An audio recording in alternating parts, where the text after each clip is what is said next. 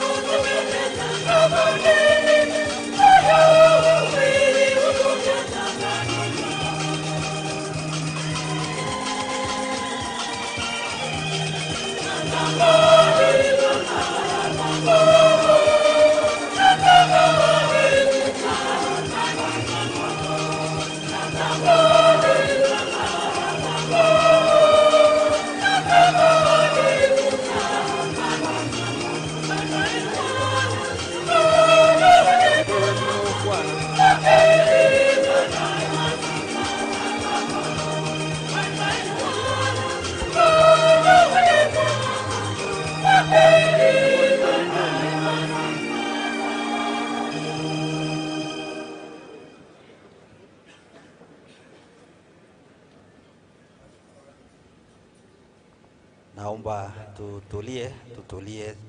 Kwa wale ambao tunaongea, naomba tutulie. The Bishop of the Catholic Diocese of Kisii, Bishop Joseph Mairura Okemwa, in absentia, who is fully represented here by his Vicar General, Monsignor Charles Amwata, and in his capacity, my brother priest in the priesthood, and especially our brother Father Christopher, who is bereaved. Religious men and women here present, the family members, the political class led by our governor, I've seen him, and all protocol observed. The people of God. God is good, and all the time. Wow. So today we are gathered here in deep sorrow to mourn a respected man, a family man, our brother who served selflessly in the capacity of the MP in our constituencies now, because there are two, and also as an assistant minister. We have finished the first part of the speeches, and now I welcome you in the second part of the Eucharistic celebration. Welcome in the special way the Vicar General, Very Reverend Father Charles Amwata, who will lead us in this Eucharistic celebration. Tumukaribishe kwa makofi. Asante sana, asante sana, asante sana, asante sana. Sasa naomba hivi, kwa sababu kulikuwa tunaongea wakati kulikuwa na speeches, sasa ni wakati mtakatifu. This is now a holy hour. We are communicating with God. Kwa wale ambao tunakuwa tukiongea, na wasihi sana, we now set our concentration to the Eucharistic celebration. Kwa wale ambao mmevalia kofia, na wasihi kwa njia ya unyenyekevu tuweze tukavue makofia kwa wale ambao tumevalia kofia. Asante sana, na waomba sasa tuanze misa takatifu.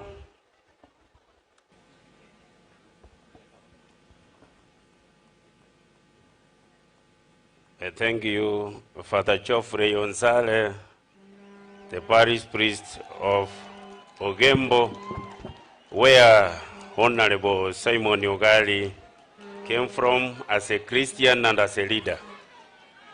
to start this Mass, I have to register the greetings from His Lordship Joseph Mairura Okemwa, and he tells the family he is with you.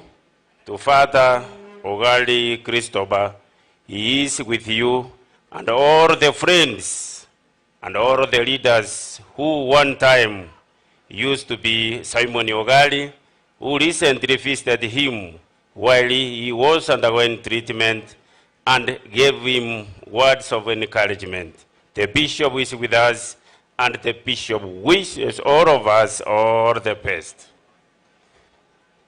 Kwa jina la Baba na la Mwana na la Roho Mtakatifu, neema ya Bwana wetu Yesu Kristo, upendo wa Mungu Baba na ushirika wa Roho Mtakatifu viwe na nyote.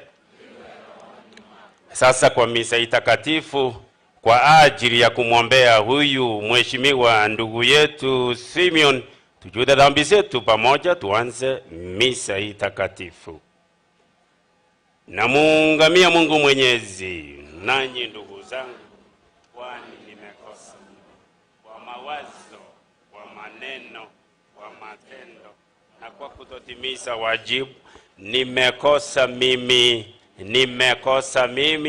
nimekosa sana. Ndiyo maana namuomba Maria mwenye heri, bikira daima, malaika na watakatifu wote, nanyi ndugu zangu, niombeeni kwa Bwana Mungu wetu. Mungu Mwenyezi atuhurumie, atusamehe dhambi zetu, atufikishe kwenye uzima wa milele.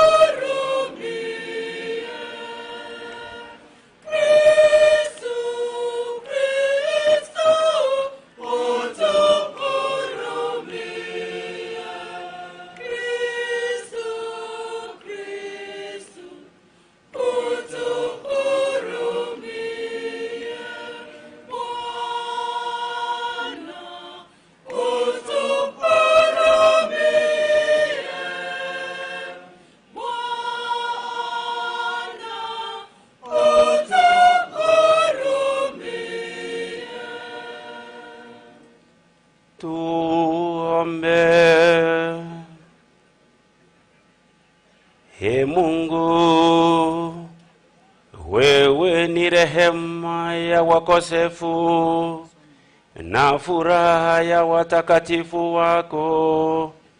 Tunakuomba huyu mtumishi wako Mheshimiwa Simeon Ogali, tunayemzika leo hii, twaomba upate kumlaki katika wema na utukufu wako, na umjalie ashiriki heri ya milele pamoja na wateule wako, ili siku ya ufufuko afunguliwe mbingu za mauti, apate kufika mbele yako. Kwa njia ya Bwana wetu Yesu Kristo mwanao, anayeishi na kutawala nawe katika umoja wa Roho Mtakatifu, Mungu daima na milele.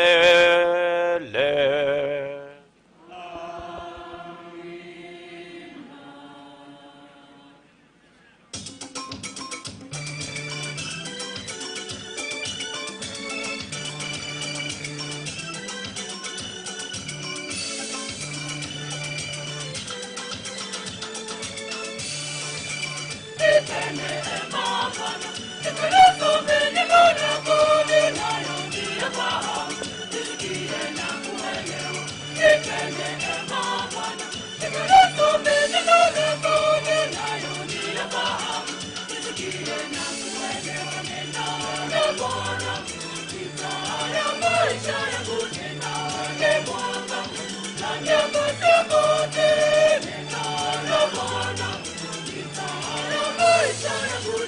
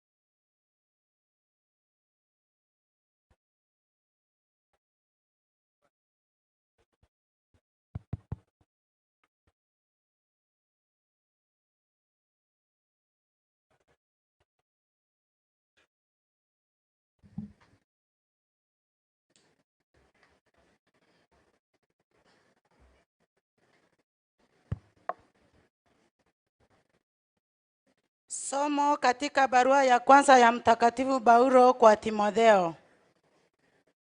Mwanangu, uyafundishe haya na kuyasitisha. Afundishayo mengine bila kuyafuata maneno kamili ya Bwana wetu Yesu Kristu na mafundisho yalinganayo na uchachi wa kweli. Huyo amepofuka, hajui neno, ni mgonjwa kwa udadisi na kushindana kwa maneno matupu. Mambo hayo husababisha wivu, ugomvi, matusi na kutaniana vibaya na ubishi mwingi baina ya watu. Hao wamerukwa na akili na wamepotewa na ukweli, na wanadhani dini ni njia ya kujipatia kipato. Kwa kweli, dini ni njia ya kujipatia kipato kingi kwa watu wenye kuridhika. Maana hatukuleta kitu duniani, wala hatuwezi kuchukua kitu.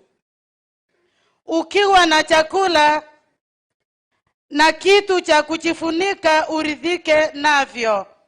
Watu wanaotaka kujitajirika huanguka katika kishawishi na matanzi na tamaa nyingi za ujinga wakiharibifu. Utumbukia kwenye upotofu na maangamizi. Maana mzizi wa maovu yote ni tamaa ya kujipatia fedha. Na baadhi waliofuata tamaa hiyo wameacha imani ya kujitia maovu mengi. Wewe lakini uliye mtu wa Mungu, ujiepushe na mambo hayo. Fuata uadilifu, uchaji wa Mungu, imani, upendo, subira na upole. Pambana katika mapambano ya imani, utwae uzima wa milele. Huo ndio mwito wako. Nawe umefanya maungamo mazuri mbele ya mashahidi wengi. Neno la Bwana.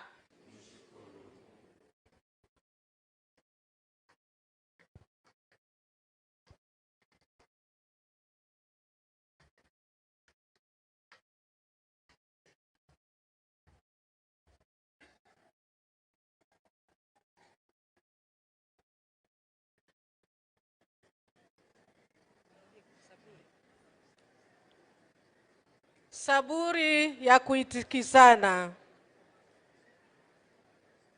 Kwa maneno: Bwana ndiye mchungaji wangu, sitapungukiwa na kitu. Sote: Bwana ndiye mchungaji wangu, sitapungukiwa na kitu. Tena: Bwana ndiye mchungaji wangu, sitapungukiwa na kitu. Bwana ndiye mchungaji wangu, sitapungukiwa na kitu. Bwana ndiye mchungaji wangu, sitapungukiwa na kitu. Tena: Bwana ndiye mchungaji wangu, sitapungukiwa na kitu. Bwana ndiye mchungaji wangu, sitapungukiwa na kitu. Unipumzisha katika malisho mapiji, unipeleka kwenye maji matulivu, unipatia nguvu. Bwana ndiye mchungaji wangu, sitapungukiwa na kitu.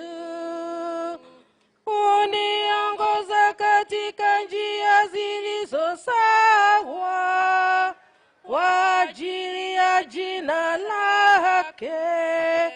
Hata nitapatwa katika bonde la giza, siogopi mabaya, kwani wewe upo pamoja nami. Gongo lako na fimbo lako vyanituliza. Bwana ndiye mchungaji wangu, sitapungukiwa na kitu. Waandaa meza mbele yangu machoni pa adui zangu. Umenipaka mafuta kichwani, kikombe changu kinafurika. Bwana ndiye mchungaji wangu, sitapungukiwa na kitu. Kweli, wema na fadhili zitanifuata siku zote za maisha yangu. Nitakaa nyumbani mwa Bwana kwa miaka mingi ijayo. Bwana ndiye mchungaji wangu, sitapungukiwa na kitu. Tena: Bwana ndiye mchungaji wangu, sitapungukiwa na kitu.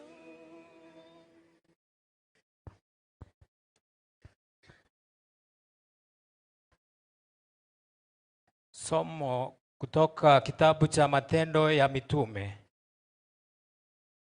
Basi Mungu alimfufua huyo Yesu, na sisi sote ni mashahidi wa tukio hilo.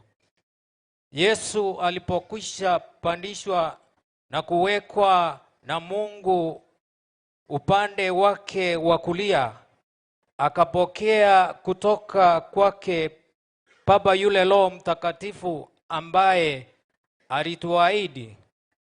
Ametumiminia huyo Roho. Hicho ndicho mnachoona sasa na kusikia. Maana Daudi mwenyewe hakupanda mpaka mbinguni, ila yeye alisema, Bwana alimwambia Bwana wangu, keti upande wangu wa kulia hadi niwafanye adui zako kiti cha miguu yako. Watu wote wa Israeli wanapaswa kufahamu kwa hakika kwamba huyo Yesu mliyemsulubisha ndiye huyo ambaye Mungu amemfanya kuwa Bwana na Kristo. Basi watu waliposikia hayo walichomwa moyo. Wakawauliza Petro na wale mitume wenzake, ndugu zetu, tufanye nini? Petro akajibu, tubuni na kila mmoja wenu apatiswe kwa jina la Yesu Kristo, ili mpate kuondolewa dhambi zenyu na kupokea ile ahadi ya Roho Mtakatifu. Maana ahadi ile ilikuwa kwa ajili yenu, kwa ajili ya watoto wenu, kwa ajili ya wote wanaokaa mbali, na kwa ajili ya kila mtu ambaye Bwana Mungu wetu atamuita kwake. Neno la Bwana. Tusimame wote kwa shangilio.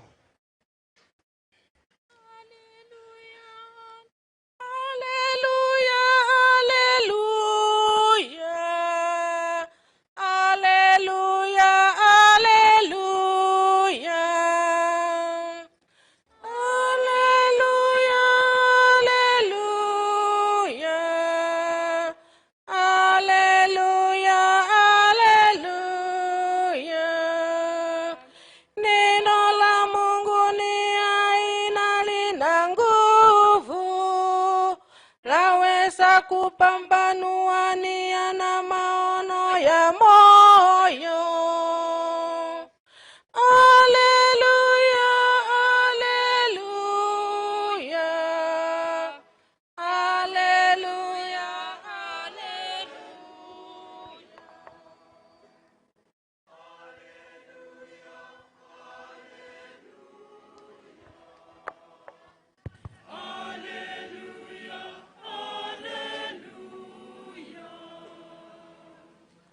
Bwana awe nanyi.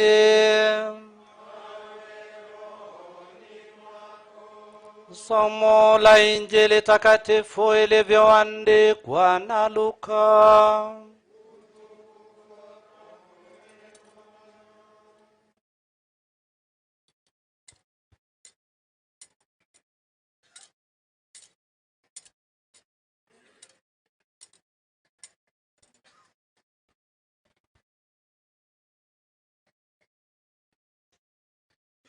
Mwaka wa 15 wa utawala wa Kaisari Tiberio, Pontio Pilato alikuwa anatawala mkoa wa Yudea. Herode alikuwa mtawala wa Galilaya, na ndugu yake Filipo alikuwa mtawala wa eneo la Iturea na Trakoniti.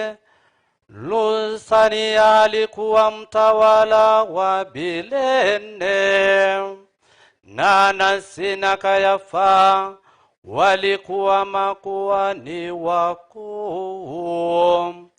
Wakati huo ndipo neno la Mungu lilipomjia Yohane mwana wa Zakaria kule jangwani, basi Yohane akaenda katika sehemu zote zilizopakana na mto Yordani, akawa anahubiri watu watubu na kupatizwa ili Mungu awaondolee dhambi. Basi Yohane akawa anawaambia watu wengi waliofika ili awapatize, enyi kizazi cha nyoka, ni nani aliyewadokezea muikimbie ghadhabu inayokuja? Onyesheni kwa vitendo kwamba mmetubu. Msianze sasa kujisemea baba yenu ni Abrahamu.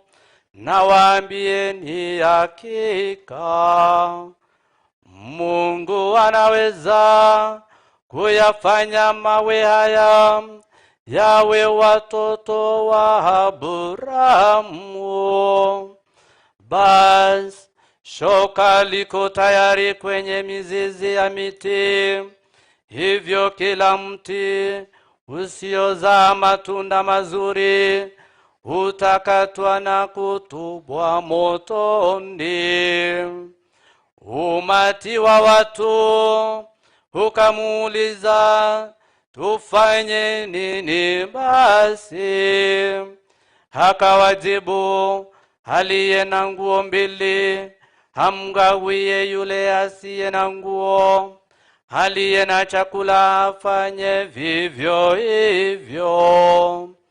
Nao watoza ushuru wakaja pia ili wapatizwe. Wakamuuliza, mwalimu, tufanye nini? Naye akawaambia, msitoze ushuru zaidi kima kilichowekwa. Nao askari wakamuuliza, na sisi tufanye nini?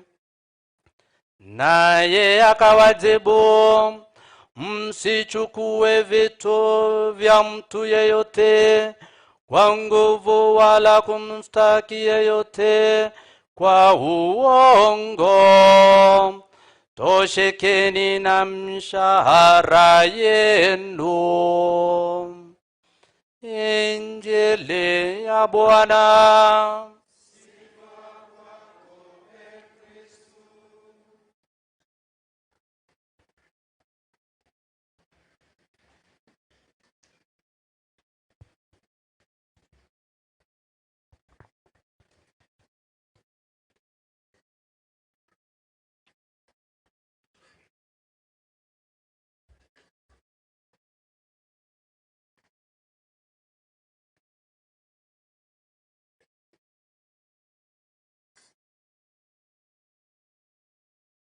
To the family members, to Father C.D. Christopher Dominic Ogali, the fathers present here, the religious sisters and the brothers, the honorable leaders, both national and the county government. We are here with all the people of goodwill to say bye-bye to one Simeon Honorable Ogali, to rest in peace after following the way of Christ and after witnessing Jesus Christ as a member of parliament, both in Bomachoge and later on, I think, Bomachoge Church. The family members straight away receive the greetings and the message of goodwill from His Lordship Joseph Mairura Okemwa, the Bishop of the Catholic Diocese of Kisii. He is close to you in prayers. He is journeying with you in this moment, and he wishes you God's blessings that you regain and continue implementing all that you learned from His Excellency Simon, from His Honorable Simon Ogali. So all members here now, let us come back to these readings, because we are here because of one reason, to say bye-bye to Simon Ogali Nyaundi, the Honorable Member of Parliament who was in Bomachoge, as I have said, and in the church of the same Bomachoge. We gather here today to mourn the hero Simon Ogali for the good work he did to the family, to his constituency, and to the national government, and especially when he was an assistant minister. And that one in our lives, in our memory today, we have a reason as to why we say thanks to God, to this hero, and that's why men have come from near and far to come and say, with Ogali we were together. Simon, you have gone ahead of us. We pray for you. We shall follow you, but we are here to continue serving the people of God, both in the county and in the national government. Let us embark on the readings as we talk of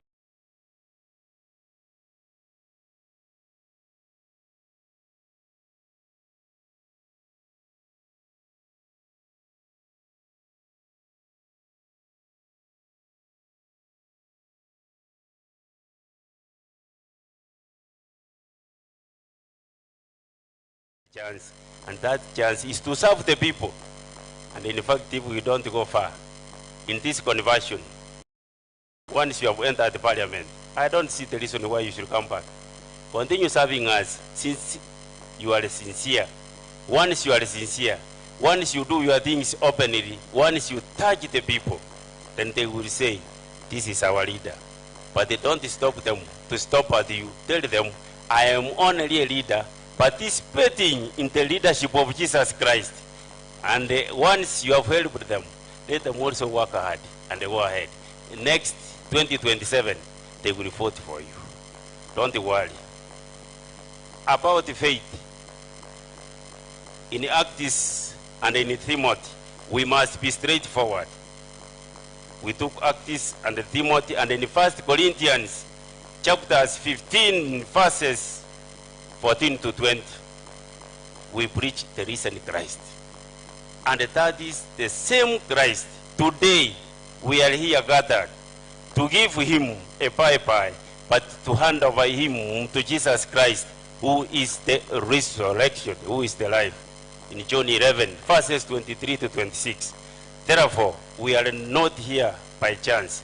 We are here knowing that this our brother knew God, this our brother knew leadership. That's why in Kenya, to become a minister, whether the first minister or the second minister, you must be a person who is working, who engages the reason so that to bring progress and development. So that is converting the lives of the people by serving them, by working with them, and at least they have a chance to say, thanks be to God, we have a leader. Our departed friend, Honorable Ogali, he had faith in God, and with no doubt, this made him to be strong as a leader, as a Christian, and when he was in pain, those from the family know the pain he underwent. This faith guided him and assisted him to make proper decisions in his life, in his family, and with his friends. And that's why we are here. And if that is the reason we are here, let us be better and be closer to the people whom we serve whom we are given the responsibility to guide at least, so that they can also feel that they have leaders. So most of us here now are the leaders. And this goes with this faith, both in the church and those serving. Don't forget one. If you are a Christian, if you believe in God, if you believe in somebody who's stronger than you, make sure you have a chance to go and say thanks to that person. But he must be God, not another person here. Not like the first part of the gospel, the time of Caesar, the time of Augusto, the time of Herod. Those were powerful. Those people will not allow you to breathe. But this time, like Semini Ogali, a man, a simple man, when I used to meet him, I never knew until somebody tells me he's the Ogali. A man in a checked coat, the one is also like, and I said, he is not like in this, wearing a complete one. But today, if you have a chance, he was seen in gray suit. It is there, back page of your program. Check. Other things is not me to tell you. Check. Let us move together. The Simon I knew, in a checked coat, those which contrast, but we call it a march and a fit and a march, such as those who are seated in the front page, they know, they like them also. Service. So after seeing Ogali, you listen to me again, because he was a man listening. There was no point of order when he was in the church. He was listening up to the end. His service. His life was a life to serve others. And they took really that to see that the people of Machoge and the people of Kenya, the citizens, have received what is worthy for them. That's what we pray for you. And this we pray, that these literal things he did to those whom we served, may these things earn him to enter to eternal life. In the words of Jesus, listen, it is more blessed to give than to receive. Those very words were quoted in Acts chapter 20, verses 35. Our departed hero has left the legacy, and he was sincere to his leadership in his capacity, that which he could do by giving himself to the people, to the service, and he used to listen to the people when they cry. He would not reach every person, every corner, from the other upper side of Nyamesojo down. But those whom he reached through his agents, he served them.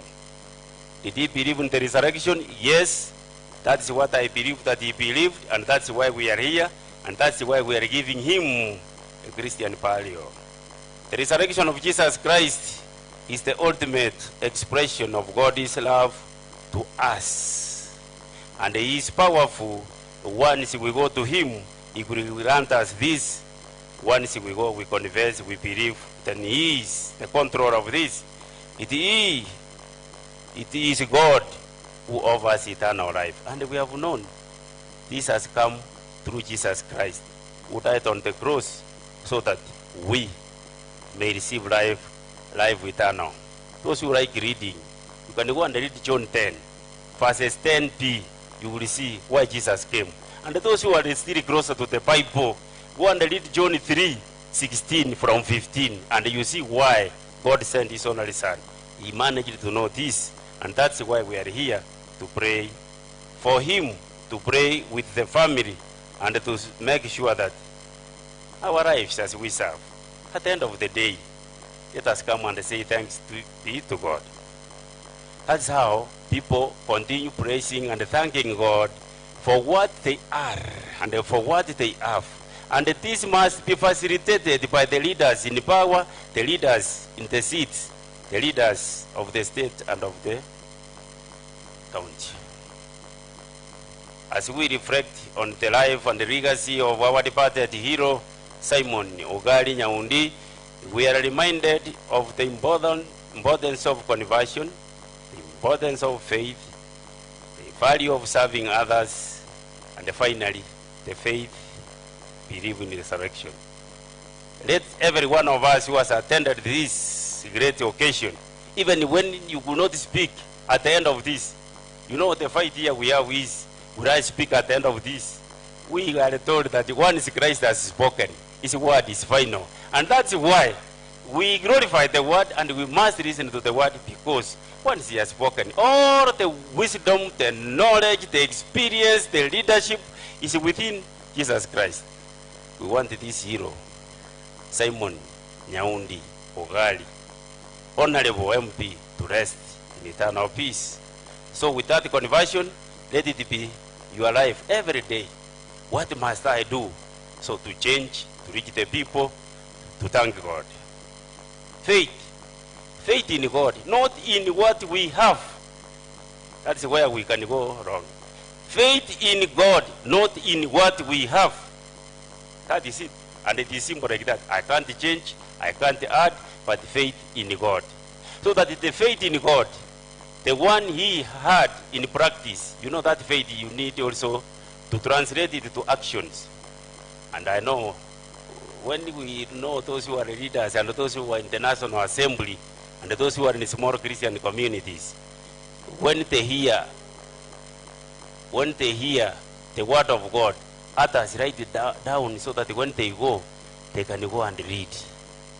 The word of God must build you in faith, as we are told in Psalms 119, 125. Wherever you walk as a leader, whatever you do, if there is no that word which give you wisdom, hope, and encouragement, you will not go far.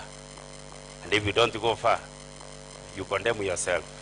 So that faith, that word, which is powerful, in Hebrews chapter 4, verses 12, it will cut, penetrate, and assist you as a leader, as a parent, as a priest, as a choir member, as a journalist and a photoman, to know that we are not going to fight with God. God is powerful and he will always direct us. That is why we cannot fight and reverse him back. We have tried the best, the family has tried the best, but let him go. As Simon of Luke chapter 2, verses 30 to 32. I have seen the salvation. May I now go in peace. Agateva Simeoni ningende no morembe na moroli de Yeso yes yakonyenga. He also waited for him, and his name is Simon. Wacha aende kwa amani, apumzike kwa hiyo amani. If you don't believe in the resurrection, even the Indians, they have their own way of believing that once you are here, next time you will appear in something else. Even Abagusi believe that there is resurrection. If you die, you are a good man, you die, you will see many Nyaundis here after. Because you also come in the family. The family cannot lose you. Only that you go a distance. But our faith is, we believe in Christ who brought us the resurrection, life eternal. Let us strive to live our lives in accordance with these principles of conversion, serving others, having faith, and every moment let us believe that there is life eternal. As we today lay our departed friend Simon Ogali, honorable leader who was both here in Machoge and in the National Assembly, let us remember the lessons we can learn from his life. And that's what it urged you to be here. Let us strive to emulate his faith, the way he translated this to actions. Let us always pray as he used to have that time. Let us also persevere in life as he persevered the great pain towards the end or the death as he was in the hospital. May the Lord grant eternal rest to our departed Simon Ogali, honorable MP and leader. May the soul of the honorable Ogali rest in eternal peace. Sasa tuwe watulivu kidogo. tutulie kutafakari mahubiri ambayo tumeyapokea. Wale ambao wanaongea tuwe watulivu.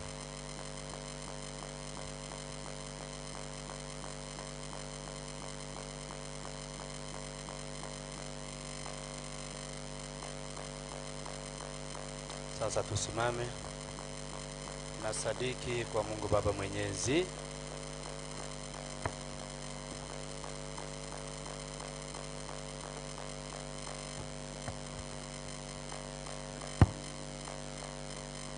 akasulubiwa kwa mamlaka ya Pontio Pilato, akazikwa, akashukia kuzimu, siku ya tatu kafufuka katika wafu, amepaa mbinguni, ameketi kuume kwa Mungu Baba Mwenyezi.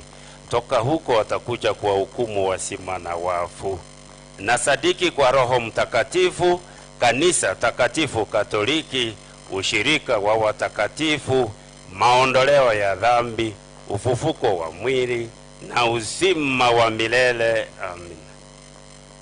Mungu Mwenyezi, tumekusanyika kwa njia ya misa hii takatifu na marafiki wote wa familia na marafiki wa mwenda zake Simeon Ogali Nyaundi, ili kukushukuru wewe kwa wema na kipaji cha maisha uliomchalia, kipaji cha uongozi. Ameyatenda yaliyo mema, amejaribu kutembea zaidi njia ya imani, vita amepiga, mwenda amemaliza.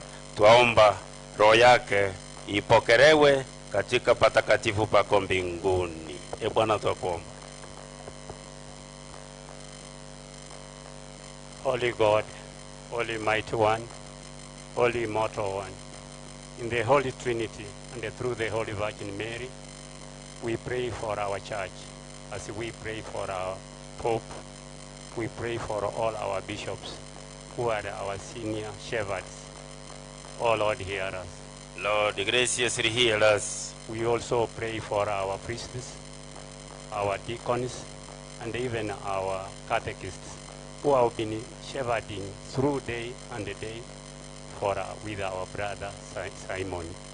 Oh Lord, hear us. Lord, graciously hear us. Mungu Baba, Mungu Mwana na Roho Mtakatifu, tuacha mbele zako kwa unyenyekevu mno, tukikuomba msamaha, hasa mno wale Simon mwanao aliyehudumia katika nchi yetu ya Kenya na zaidi mno katika eneo lake. Twapupujikwa na majonzi mno kupitia kwa uwezo na nguvu aliyoonyesha na upendo mwingi kwetu.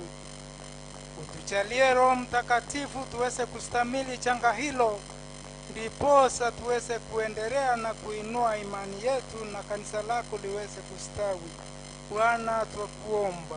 Mheshimiwa ito Simon Ogali, abantu baye bonsi ne constituency engima ichanete mono omonene konya abantu baye bali atigire bamenye no morembe naende bakomanye naende bagokorere engaki yonsi munarenge gokora omonguru otoigwe monguru koranje otoigwe igatusabere abali bachandegete ng'omotongi tata Nyasaye ora abana baito abantu baminto bachandete abagotara batabwati abakobarenda onyale ko bomorendi obo omonguru otoigwe. Mungu Mwenyezi, uwajalie mema wote ambao wameshiriki siku hii, na zaidi wale viongozi ambao wanaendelea kutuongoza, uwape hekima, ufahamu, na kila wakati watuongoze kulingana na mapenzi yako, kwa njia ya Kristo Bwana wetu.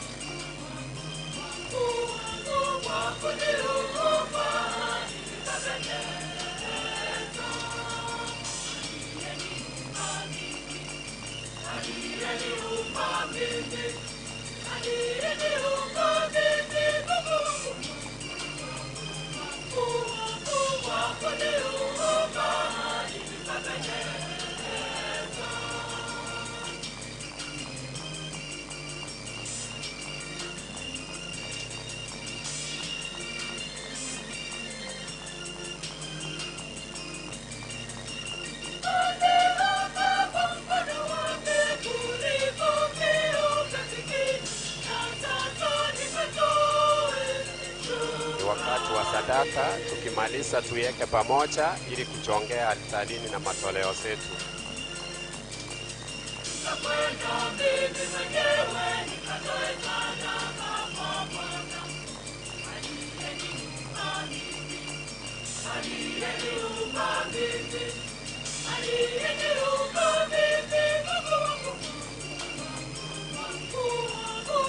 Wale wa sadaka muikusanye pamoja ili tuwe tayari kuleta matoleo zetu altarini.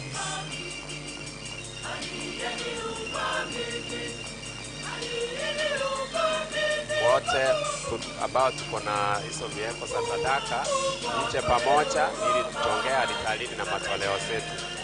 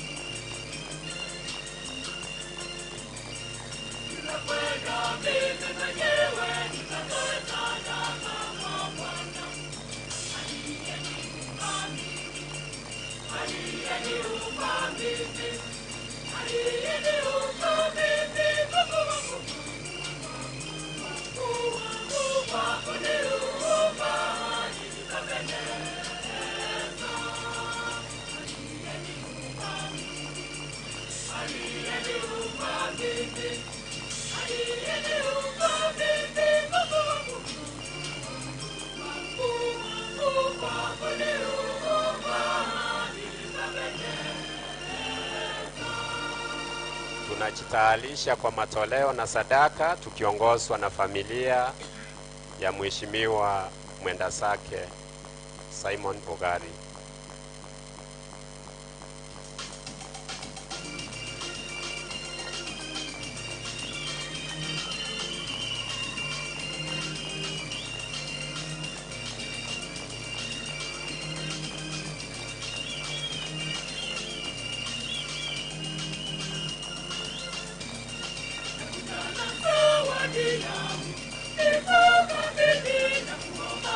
Mungu wangu,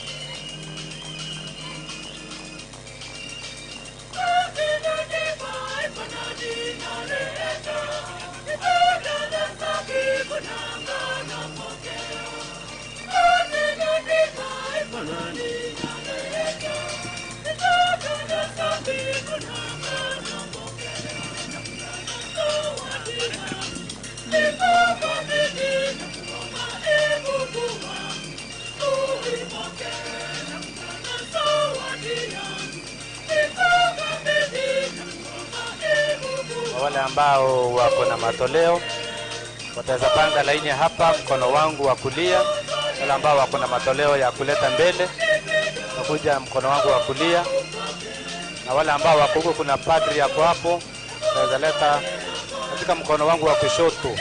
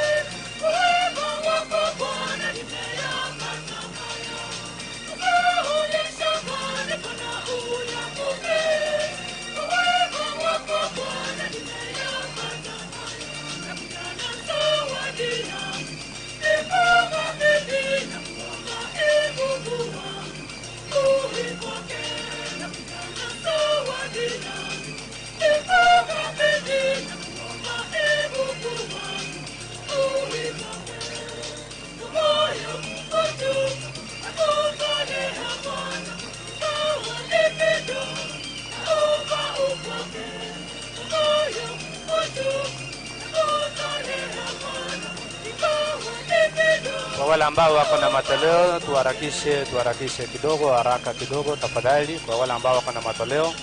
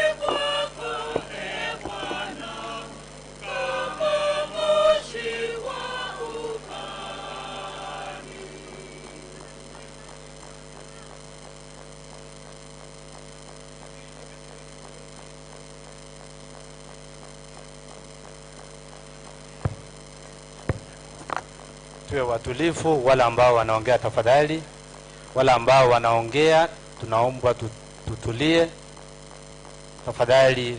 Kuna wale ambao wanaongea, tunaendelea na misa takatifu. Kama unaongea tafadhali ni vizuri kwenda kwa uwanja huko kule juu. Tuwe watulivu na tusimame wote, tusimame tafadhali. Salini ili sadaka yangu na yenu ikubalike kwa Mungu Baba Mwenyezi.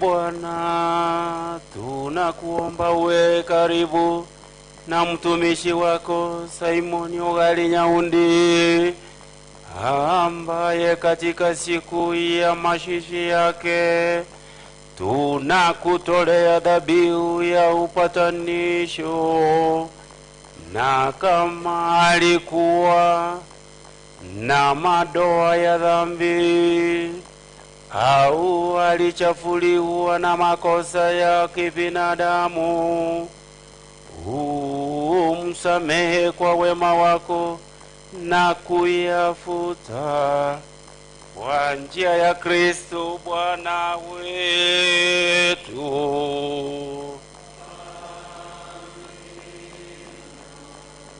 Bwana awe nanyi.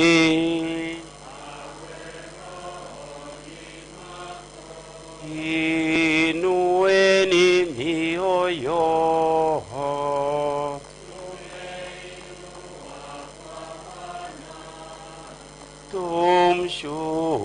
Tumshukuru Bwana Mungu wetu.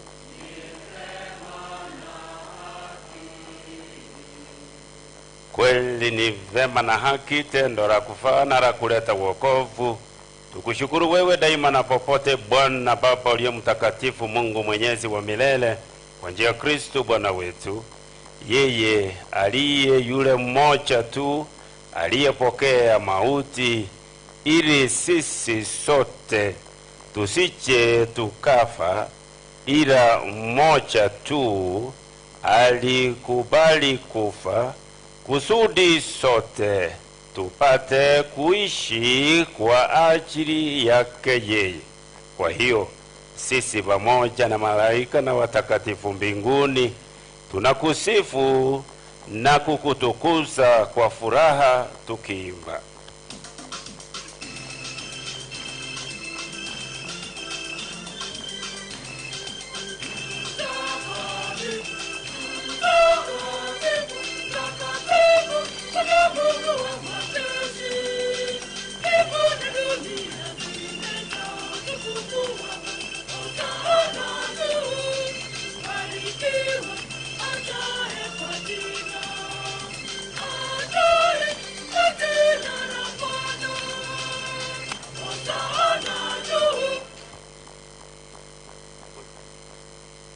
Bwana, kweli huu mtakatifu na chemi ya utakatifu wote, tunakuomba uvitakatifuze vipaji hivi kwa nguvu ya huyo Roho Mtakatifu, ili vigeuke kuwa mwili na damu ya mwanao Bwana wetu Yesu Kristo.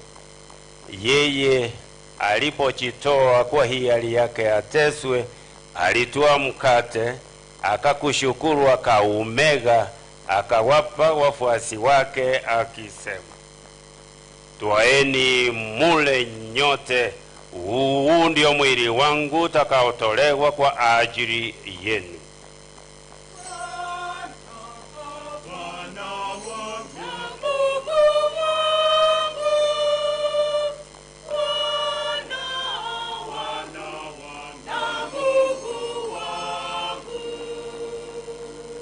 Vivyo hivyo baada ya kurakatua kikombe, akakushukuru, akakibariki, akawapa wafuasi wake akisema, twaeni munywe nyote, hiki ndicho kikombe cha damu yangu, damu ya agano jipya na la milele, itakayomwagika kwa ajili yenu na kwa ajili ya wengi kwa maondoleo ya dhambi. Fanyeni hivi kwa ukumbusho wangu.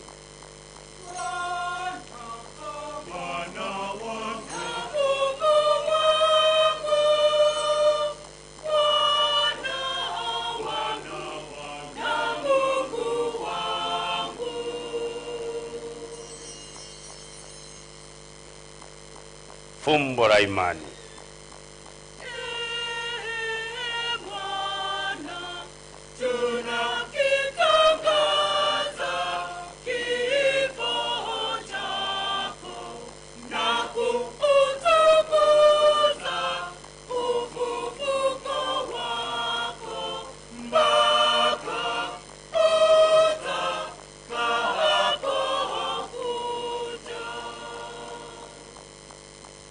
Kwa hiyo Bwana, tunapoadhimisha ukumbusho wa kifo na ufufuko wake mwanao, tunakutolea mkate wa uzima na kikombe cha wokovu.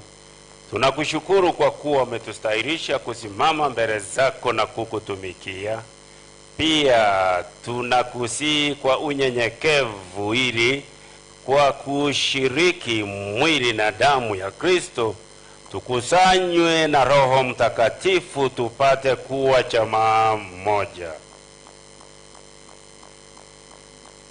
E Bwana, ulikumbuke kanisa lako lililoenea popote duniani. Ulikamilishe katika mapendo pamoja na Baba Mtakatifu wetu Francesco na askofu wetu Yosefu Mairura na waklero wote.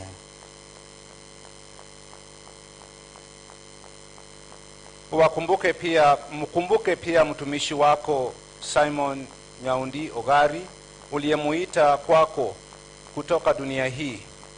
Ujalie ili yeye alishirikishwa kifo cha mwanao kwa ubatizo ashiriki pia ufufuko wake. Uwakumbuke pia ndugu zetu waliofariki dunia wakiwa na tumaini la ufufuko. Tungependa kukumbuka wazazi na wenzetu ambao wamemtangulia huyu ndugu yetu Simon, na marehemu wote waliofariki dunia katika huruma yako. Uwapokee kwenye nuru ya uso wako. Tunakuomba utuhurumie sisi sote, ili pamoja na Maria Bikira mwenye heri mama wa Mungu na mtakatifu Yosefu mume wako huyu Bikira, mitume wenye heri na watakatifu wote waliokupendeza tangu kale, tustahili kushiriki uzima wa milele na kukusifu na kukutukuza kwa njia ya mwanao Yesu Kristo.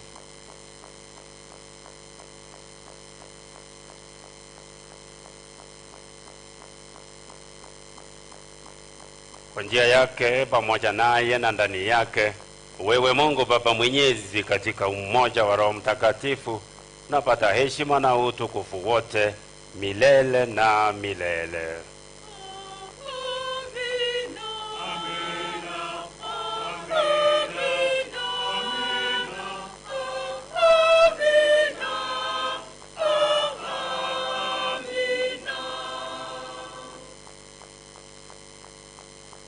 Na sasa, kufuata mafundisho yake Kristo na zaidi juu ya kimungu, tunathubutu kusema: Baba yetu uliye mbinguni,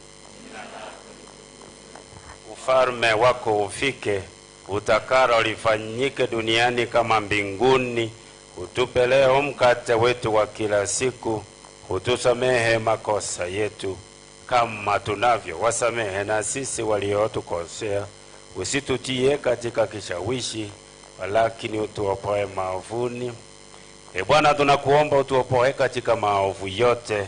Utujalie kwa wema amani maishani mwetu, kusudi kwa msaada wa huruma yako tuopolewe daima na dhambi, wala tusifadhaishwe na jambo lolote, tunapotasamia tumaini lenye heri na ujio wa Mwokozi wetu Yesu Kristo. Kwa kuwa ufalme ni wako na nguvu na utukufu hata milele.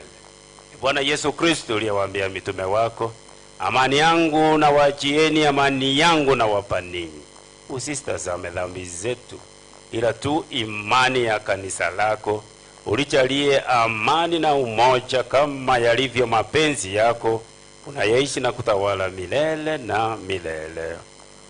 Amani ya Bwana wetu Yesu Kristo iwe daima nanyi.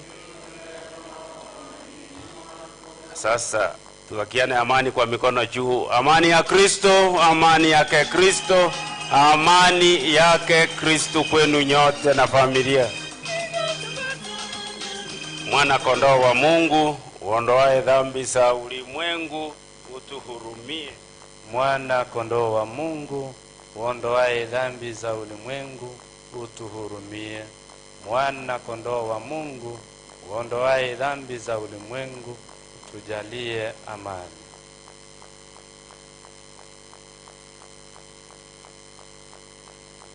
Basi tazameni mwana kondoo wa Mungu, tazameni yeye asiondoe dhambi za ulimwengu. Heri yetu sisi ambao tumealikwa kuitikia kushiriki pamoja na mwana kondoo. Bwana, sistahili uingie kwangu, lakini sema neno tu na roho yangu itapona.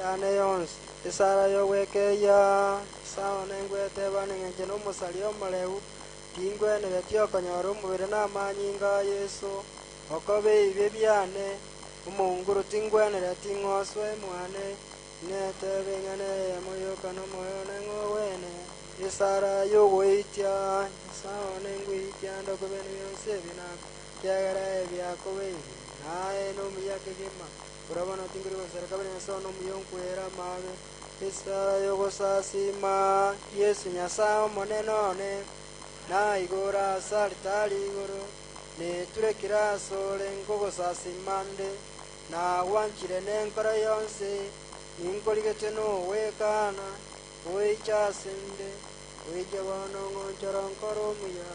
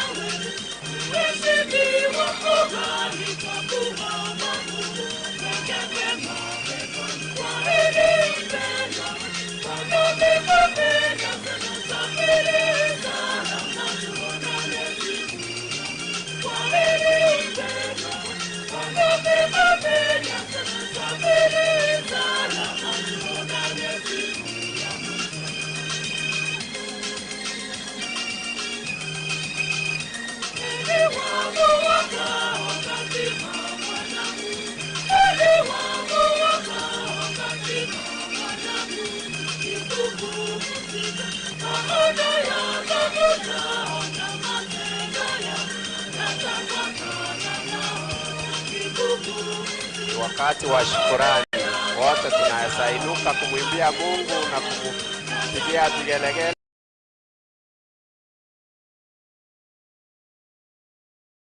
Shangilio sababu yeye ni mwema.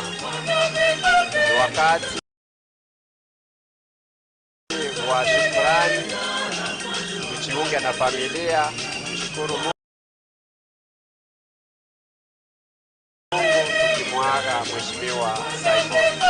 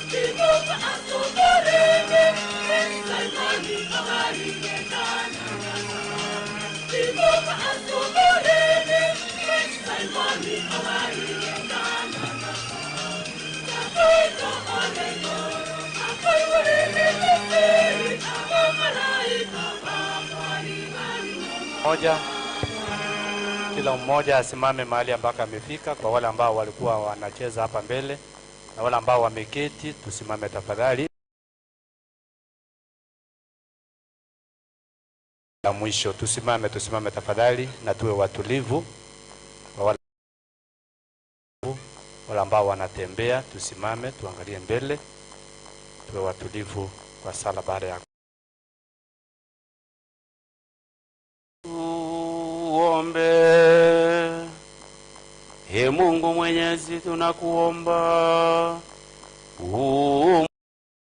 mtumishi wako Mheshimiwa Simon Ogali Nyaundi ambaye amefariki dunia hii, atakazwe na dhabihu hii na kuondolewa dhambi zake, apate furaha ya ufufuko kwa njia ya Kristo Bwana wetu.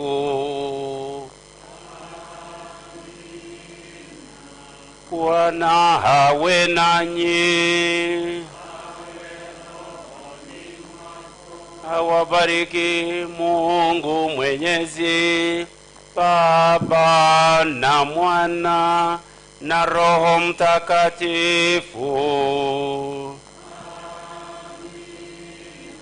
Tuendelee kumwombea huyu Mheshimiwa Simon Ogali apumzike kwa amani na familia yake yote ishi kwa tumaini, tupaki na amani.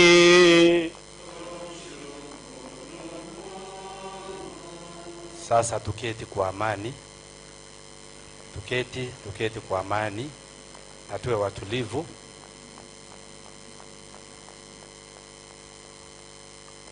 Tuwe watulivu. Wale ambao wanatembea, tujipatie nafasi tuketi. Ninapomkaribisha ambaye atakayetuongoza kwa kipindi ambacho kimesalia, wazee, tunaomba tujipatie nafasi tuketi, tuweze kuwa watulivu. Kwa wale ambao wameketi na wanaongea, tuwe watulivu tafadhali.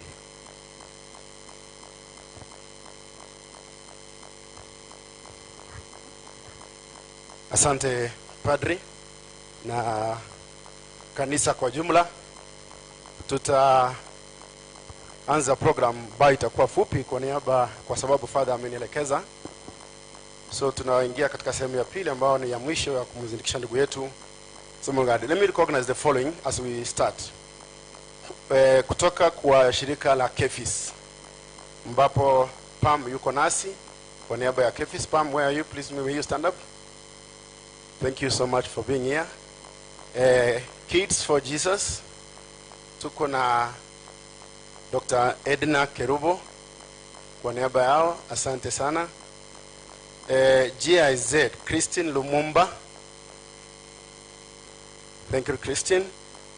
Ogeto Otachi Family Law Firm, tuko na Stan Ogari ambaye anafanya kazi pale kwa niaba ya Ogeto Family, asanteni sana. Judiciary tuko na Victor, utapata nafasi baadaye ili tuweze kutoa rambirambi zetu, lakini kwa sasa wacha nimwalike kijana wa mzee engineer aje atusalimie na pia aweze kutoa rambirambi kwa babake kwa niaba ya watoto wa mzee.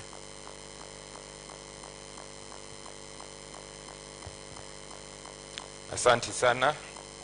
Kabla nianze, ningependa kuwashukuru nyinyi wote. Nishukuru kila mtu alikuwa hapo wakati dada alikuwa mgonjwa na mlitutembelea. Wakati alienda, kuna wale walikuja nyumbani karibu kila siku, walitusaidia na wale walitusaidia kumsindikiza nyumbani. Let me start with my tribute, and this is representing all the siblings to our father, my mentor, my hero, and my friend. It is with great sorrow that we accept your final sunset. The greatest gift the Lord gave us was to have you as a father, and it is with the same hand that he has taken you from us. We are grateful for the time given to us with you, thankful for all that you gave us and taught us, from building houses to building friendships, how to excel in all that we do and yet stay humble. To the very end, you showed us how to be strong, but also how to be vulnerable to those you love. Above all else, you taught us that the family you are given and the family you choose is what makes life worth living. You may be gone, but you shall never be forgotten, and we will love you forever.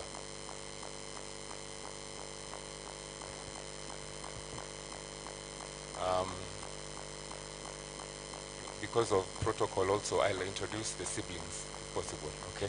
So I will start with my eldest sister, Dr. Edna. You can just do that.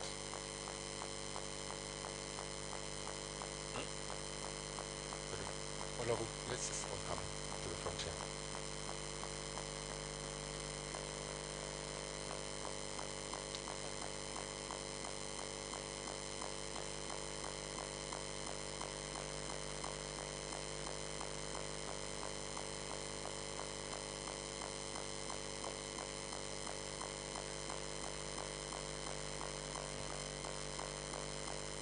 It is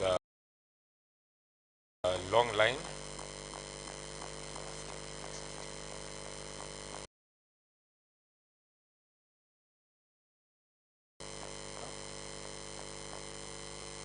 Austin Ogari. Okay.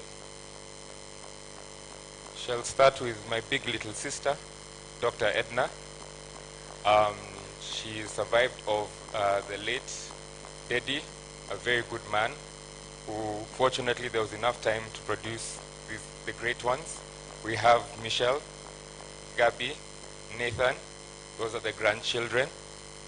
Next, we have my sister, Christine Kerubo, and her husband, Victor Lumumba. We have two of the other grandchildren. This is Bitutu and Tichi. Next, we have my brother, Advocate Constantine. After that, we have, not here, Austin Ogari. Then we have Aidan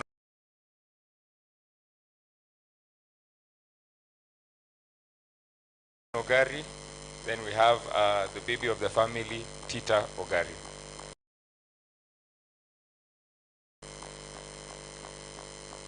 Wana MC protocol. I believe that the sibling should be introduced by my aunt as she does her tribute.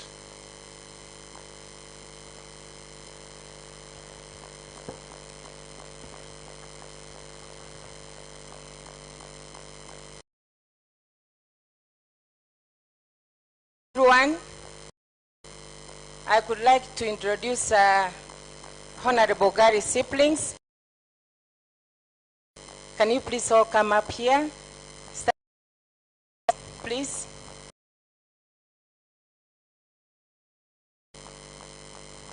Oh, you don't want to come down. Okay, but you can stand up. Yeah, Father Chris is our eldest brother.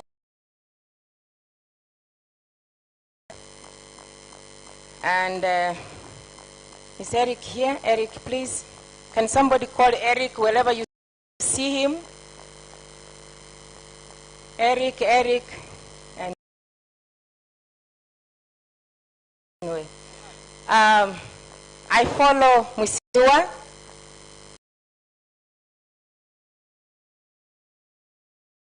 I'm waiting for our better halves. Please come up.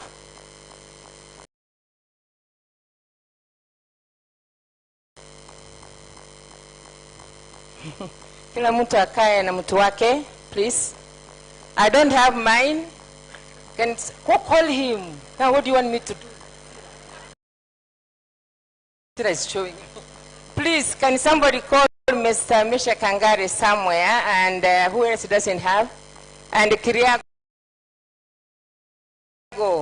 George, and Eric. Godfrey Kiriago, please.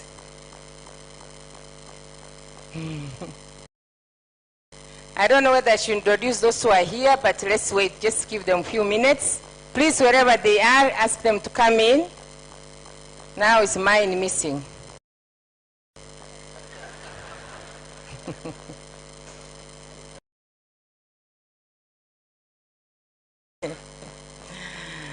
Okay, my name is Dr. Rosingare. I follow Mwisimiwa, Toka Nitoke.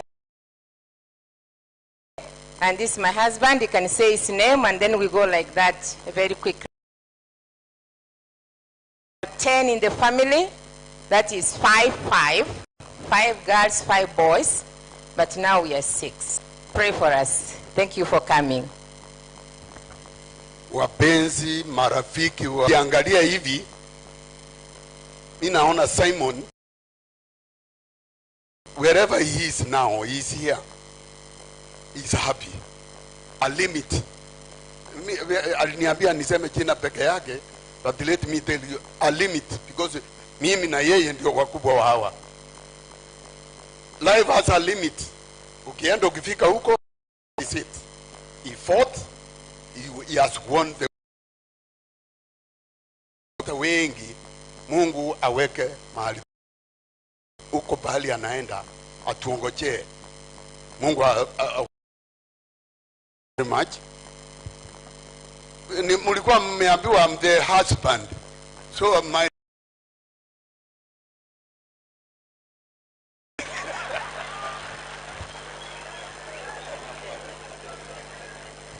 I want to introduce my next my follower, Regina. She will say her name and. My name is Regina Ogari Mogeni. And I'm married to Regina. My name is Jacob Mogeni. May his soul rest in peace. A wonderful man. Ogari Kiriago. Is Godfrey Kiriago. Natoka Nyamira, na wale mlikuja kutuomboleza kutoka Nyamira, mrudi salama tukimaliza eneo. Nda zake alale pema peponi. Asante. My name is Gladys Ogari Nyauma. Jared Nyauma Nyakoe from Kibirigo Nyamira. Thank you all for coming to comfort us. Thank you all for coming. My name is Eric Ogari. the last born of this home, and this is my wife. Shamim Dean Ogari. Before we leave, we have children. Children, please, all our children stand up. All our children stand up. What?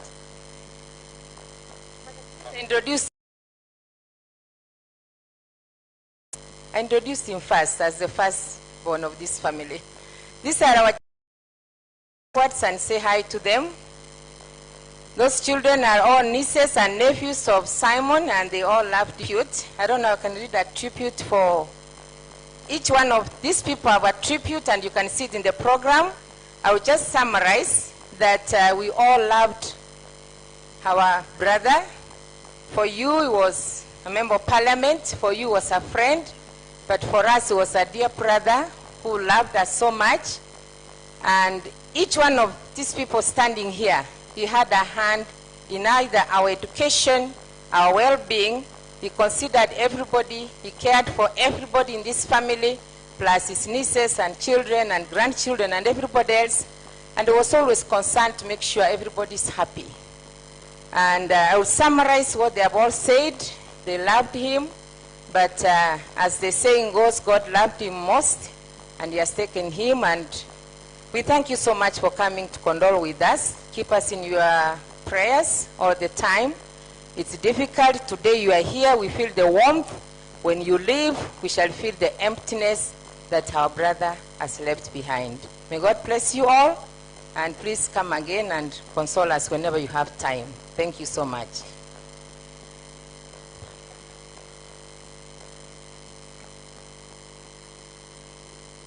Abana Baminto, what do you say? Biamuno. Rukamano. My name is Victor Lumumba, and there is a choir of the husband. I'll also join that choir. I'm also the husband of Honorable Simon Ogari's daughter, called Christine. Well, she changed the name from Ogari to Lumumba. You know, when you cross over, unakuja na vitu zako zote and you embrace us. Well, Honorable Simon Ogari was blessed to have had two daughters who were married. One of them left us very many years ago, Dedi Maganga. That is Dr. Edna's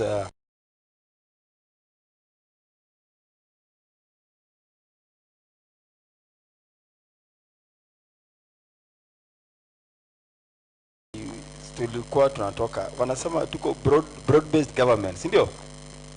Broad-based government, si ndio? Tunatoka huko upande ya baba. So na tulia, when we were dating our wives, we were told there was a very stern warning that when they cross over the mountains to come down to the lake, kutakuwa na repercussions. But I think they were very defiant, and they decided to embrace us as we are. My name is Victor Lumumba. I work at the judiciary. I will just summarize what our son-in-law would have said to our late dad. One thing I would say, I'll say three things. One thing I want to say is that Honorable, we never called him Honorable. Sorry, for you guys, you called him Honorable. For us, he was Dad. And the reason he was Dad to us was he never differentiated between myself, Daddy, Tony, or Stan. We were all his sons, and he embraced us as we came. That is number one. He never called us son-in-laws. He used to call us sons. Number two, find every opportunity to gather as, because for him, family was the most important thing. He was a politician, but family was very important to him. The entire family will tell you that we congregated. There was a graduation, someone was turning 30, someone, any reason, he would call all of us and will host us. So I'm very happy to see that this tent is full. That shows the love that you guys had for your late mission. Thank you very much for being with us, and God bless you all. Asanteni sana, Bwana MC.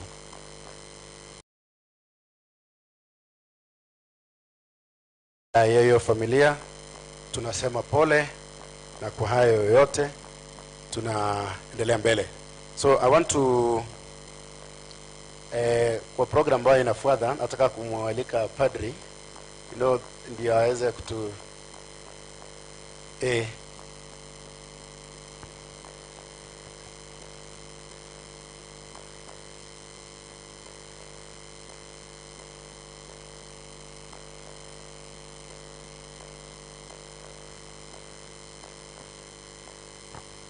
Mheshimiwa Alpha, nimeambiwa kuja hapa usikize vile Father anasema kiano mondo mwigweli ore aba watakonya seme.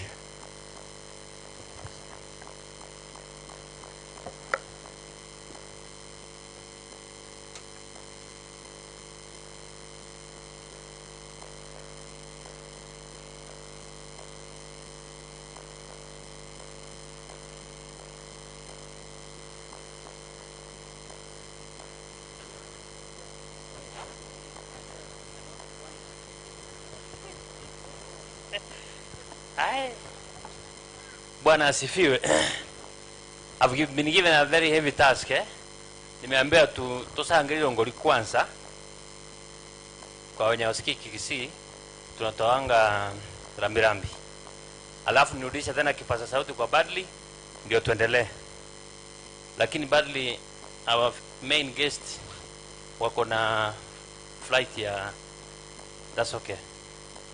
Now to start with nataka ile kikapu ya kusanya erongoli, not sadaka, erongoli. Yes. Kuja unisimamie hapa.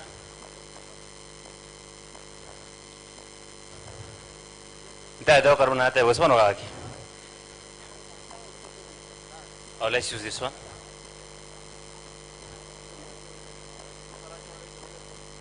Now, I want to appreciate the entire National Assembly, the entire leadership of Kenya, former members of parliament, staffs, na waheshimiwa wote marafiki wa the late Honorable Simon Nyaundi Ogari.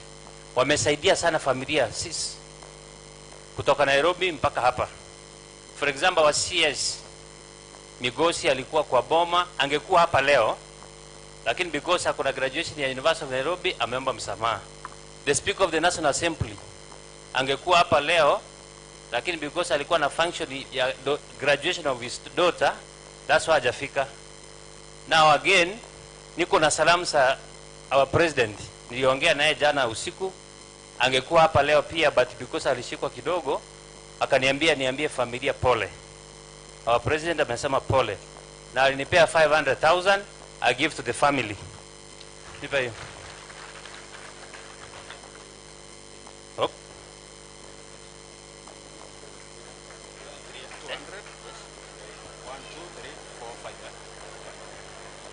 This is 500,000 from our president. Na aliniambia nipe one of the family members.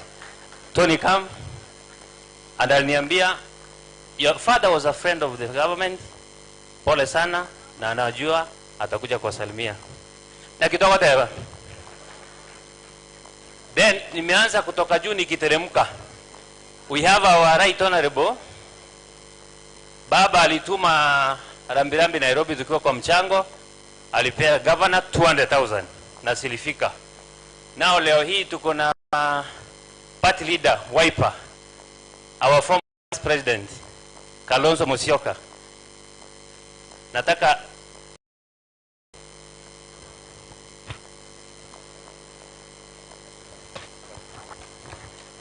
hamjambo.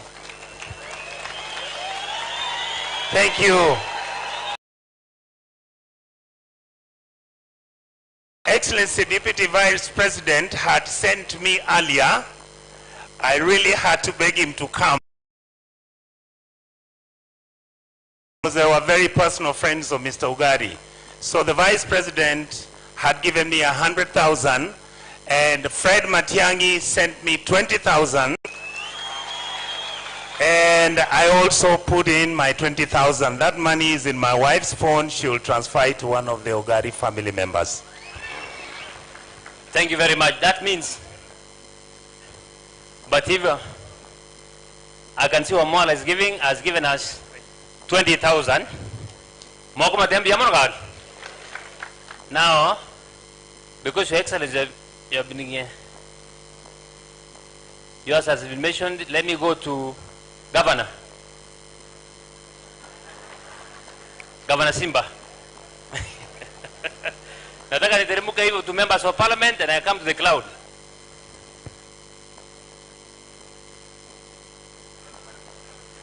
Just know we are only giving. Governor, we are only giving. Then speeches baadaye.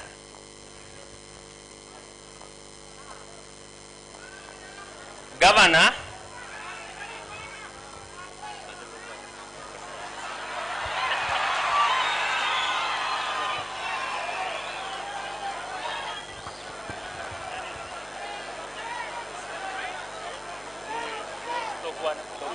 okay.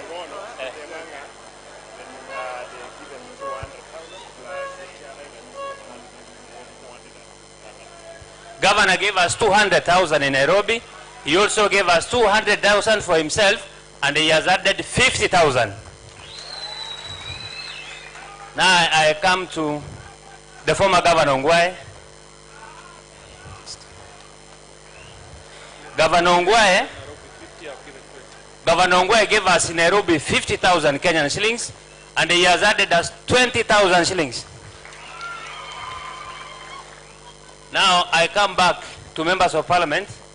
Our members of parliament, the entire 21 members, we have 21 members, they all Kisii. That's Nyamira and Kisii County, both elected and nominated.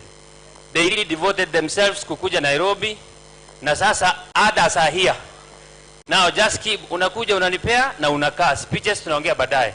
Members of parliament, current members of parliament, Barongo, Machoge Borabu,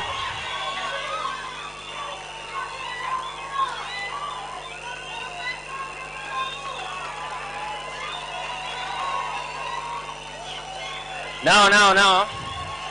Barongo was with us, eh?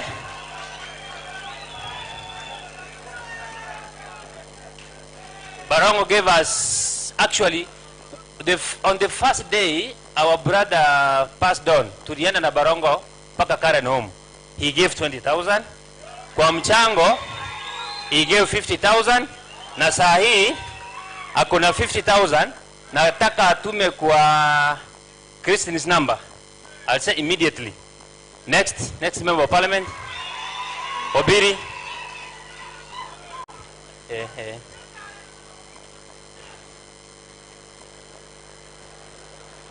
Members of parliament Ncho, Esio Kenyuri, Oyagiri, our DC. Obiri was with us in Nairobi. He gave us 20,000. And he's giving another 20,000. He's sending to M-Pesa. Thank you very much. Esio Kenyuri was with us in Nairobi. He gave us 20,000. And he's adding 10,000 in M-Pesa. God bless you, Sana. Mama County was with us in Nairobi. And he has given us 50,000 shillings. Amen. Our Oyagi is our county commissioner, Trans Nzoia. He gave us 20,000 Nairobi, and he has given us 20,000. This is Mangi is our former deputy governor. They served Ongwae, and now is our ambassador in Uganda. He gave in Nairobi 30,000, and then he's given us 20,000. Namaliza. Engineer Kimori, his son, is here. He's giving 20,000 on behalf of his family. You know Engineer Kimori, he was a serious guy from Bomochaga Borabu. You can send it to the family. Ogari Jr. was with us in Nairobi. He gave us 10,000 Nairobi. He came with us in Kisii. He gave us 20.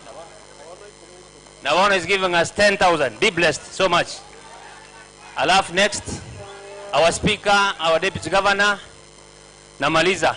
Otaji was the vice chair in Nairobi. He gave a lot of money. He's a neighbor to our late, and he's adding 10,000. And he has 20 from Samu Munyamoya. Samu Munyamoya was with us in Nairobi. He gave 20. And again, he sent Onyonka with 20, and has given us 20,000. Iko kwa simu, anatuma kwa familia. Our speaker has given us 10,000 shillings. Manson Oyongo was in the family in Nairobi. He gave 20, and he has given us 10,000 shillings. Our deputy governor, 10,000.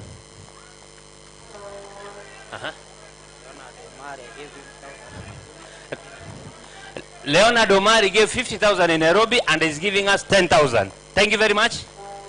Riroba gave us 30,000 in Nairobi. I was there. And he has given us 50,000. Echarani, 5,000. God bless you so much. Now namaliza former members of parliament. Just come. ODM chairman, 5,000. God bless you so much. Former members of parliament, just come. On the bench of what I'm winding up. Oh, this is a very good friend of mine from Matungulu constituency. He has given us 20,000. Good. Anatuma kwa familia. Benny Momanyi gave us 20,000 Nairobi. He has added us 20,000.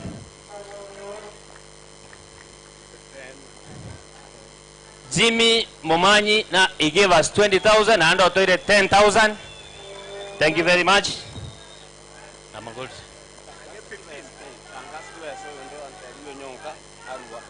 Onyonka. Jimmy. Okay. Sado Kyogu, the former member of parliament, immediate Majoga Barabu alikuwa Nairobi, gave us 15,000 and has added us 10,000 shillings. Manoti Nairobi gave us 200,000. He has given us another 20,000. Mheshimiwa Muhindi former Nyaribari Masaba, 10,000. Mheshimiwa Manduku alikuwa na ceremony, by the way, he was in Nairobi. Hata alikuwa kwa service, I think juzi, na ametuma rambirambi kwa familia. Dr. Gesami, 20,000. Mteja, the chairman for Nairobi group, Omingo Magara.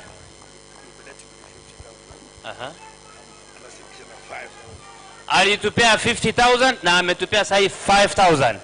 Thank you very much. Chin Salimache 500 kwa Nyaribari Chache. Julius, how much? 5,000 Julius. 3,000 Rauro Tino Mtetezi. Yeah. Nairobi, I gave 15,000. Ogendo give Nairobi 15,000. Today I'm giving 5,000. Today is giving 5,000. Cash or M-Pesa. Send. There is a pay bill number, which I think you'll get. The guy from Mombasa. He gave Nairobi 5. Richard Osugu. And he has given us 10,000. Which one? Yeah? No. Onyonka tulikuwa na Nairobi. Onyonka gave Nairobi 70,000 na Ananga 50,000. Mwara gaki. Ngona nani taratika. Tuliza boli man. Thank you very much. Obadea Barongo. Omosindigisire. Biamono. MCS. Now MCS, come. Combine former MCS, current MCS.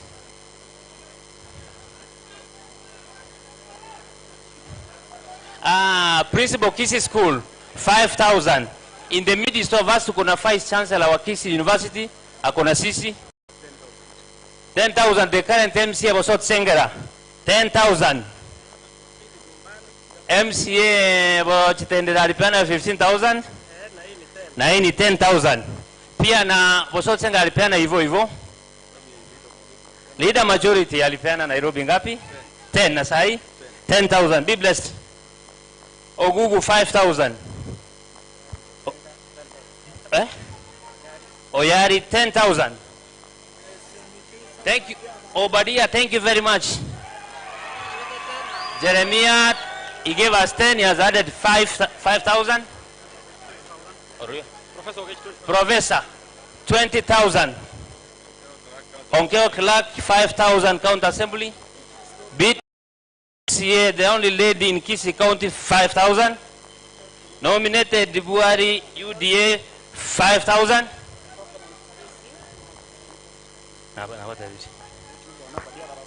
Thank you very much. Sonia Ondari, 5,000. Sameta Murefu, 2,000. God bless you. Dr. Moses Machukotieno, 2,000. M-Pesa. Thank you very much. Osindigisiro Mheshimiwa Badia.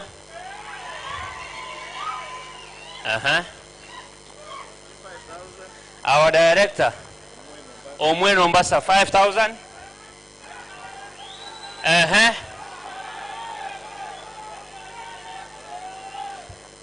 Ngonani na tigire.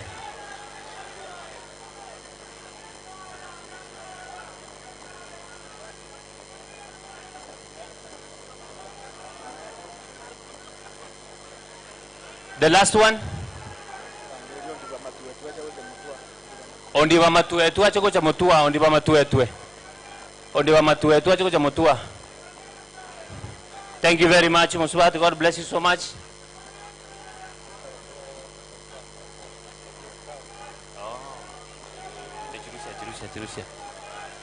Now, just a minute. Anybody again? Good. Now, let's go to another phase. A choir. Give us one song. Just a minute, just a minute. A choir, that amount of one. I've given out a choir. For now, anybody that konga konde Teresa Daka. Ale tengorangora. Chumra 20p. Pale tamotua. Abantu bari bagwetana nebikabuga bago tsangereria. Yes. Bone choir beko kotera.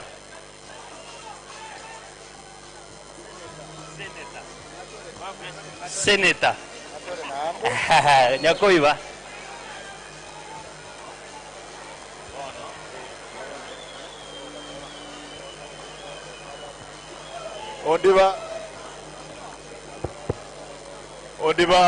Ondiba matuetu mahali popote upo ucha hapa mbele. Ondiba.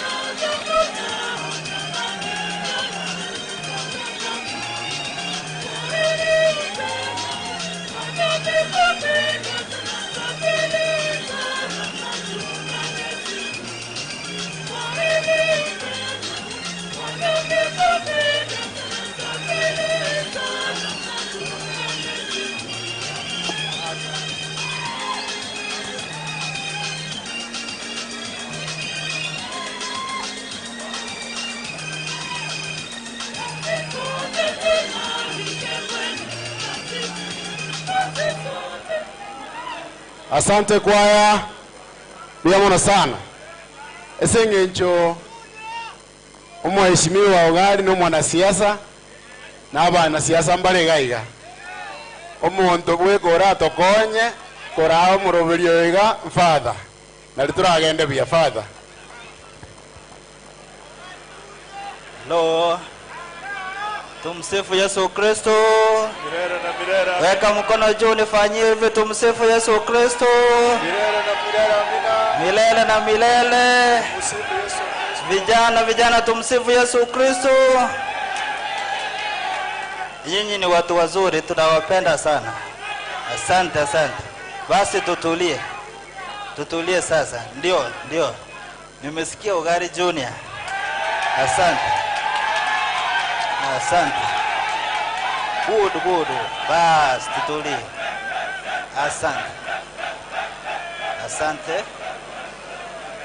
Asante sana. Basi naomba tutulie.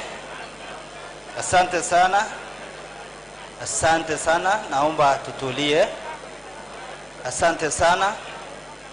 Ningependa kuchukua nafasi hii kwa njia ya kipekee ni washukuru sana kwa kipindi ambacho tumekuwa nacho. Tumepata nafasi ya kuongea kwa wale ambao tuliongea mwanzoni. Tumepata nafasi ya kushiriki katika misa takatifu. Tumepata nafasi ya kuomboleza pamoja na familia kupitia kwa mchango wetu ambao tumetoa. Tunashukuru sana kwa hayo. Na sasa ningependa kutambua wachache ambao wataongea kwa niaba yetu, kwa sababu sisi sote tukiongea hatutatoka hapa. Na kwa sababu hiyo tutaanzia upande huu, tuwape mwelekeo. Na naomba sana kifika wakati wenu viongozi mupate kufuata mkondo huo. Naomba sana kwa hisani. Basi tutaanzia watawa wote ambao wako mtasimama. Watawa msimame. Religious sisters. We also have one religious brother. Yes. He's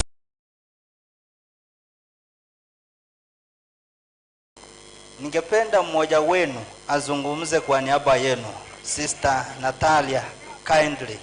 Wengine mtaketi. Mpe mic tafadhali. Mpe mic. Mpatie mic tafadhali.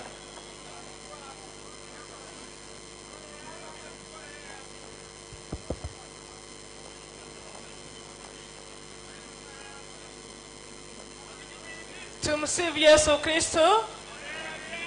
Tumsifu Yesu Kristo.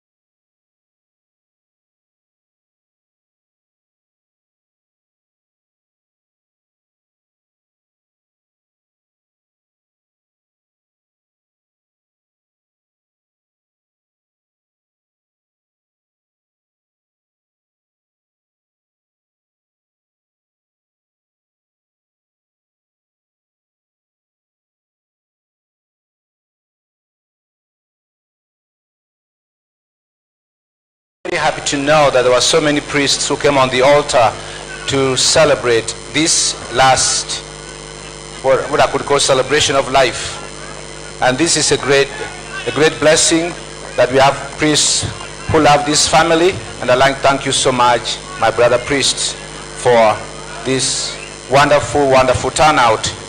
And I just like also to start thanking people from Nairobi when my brother died, his neighbors, and those who took the mantle to prepare us for this day, the fundraising, our able chairman, Honorable Magara, and of course, all the time, we were joined occasionally with our governor, Simba, and the neighbors, all the neighbors of my brother. If I start naming them, I might forget one. And of course, I can't forget to thank all the doctors and nurses from Aga Khan Hospital who kept my brother alive. Even when he was struggling, when the family had given up, they gave us hope, and he continued going on, and up to this day that we are celebrating his life. Thank you all for those who did that. And obviously with the protocols that I must say here, members of parliament who are here, the former vice president who have joined us, and all the MPs from the former government and the present one, thank you so much on behalf of my family. My brother, I cannot eulogize him because already many of you have done it. So I don't want to start it again, repeating the whole thing. Kwa hivyo wenzangu, ningependa kuwashukuru sana kwa kuja kujumuika nasi na kumpa huyu ndugu yetu kwa heri inayofaa. Asanteni sana kwa kufika. Najua haikuwa siku nzuri kuanzia asubuhi kwa sababu ya mvua nyingi, lakini mlivumilia mkaja hapa kwa wingi, na washukuru sana, na washukuru nyinyi nyote kwa huo ukarimu wenu na uzuri wenu kwa kuja hapa kujumuika nasi. Na wale wote ambao wametupatia erongoli leo, napenda kuwashukuru tena. Hamjachoka kupatia huyu ndugu yenu ambao mlifanya kazi naye huko bungeni kuendea mazuri, ama mnakukumbuka maya mazuri ambayo yalifanya. Kwa hivyo mumetupatia ufariji mwema. Tumefarijika kwa sababu ya upendo wenu na kwa kujitolea, na yote ambao mmetoa kwa sababu ya mapenzi yenu kwa huyu mwenzenu Honorable Simon Ogari.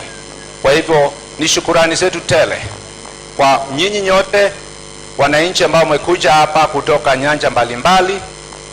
Najua shukurani zetu hasitoshi, lakini Mungu mwenyewe ndio atawabariki kwa sababu wa upendo wenu. Kwa hivyo tunaombea ndugu yetu, roho yake ipumzike mahali pema peponi. Asanteni sana.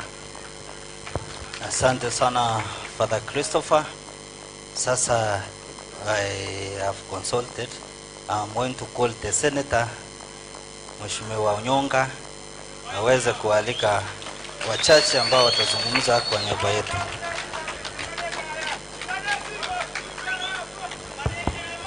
Excuse me. God is good. Igo moko nyeberagaki.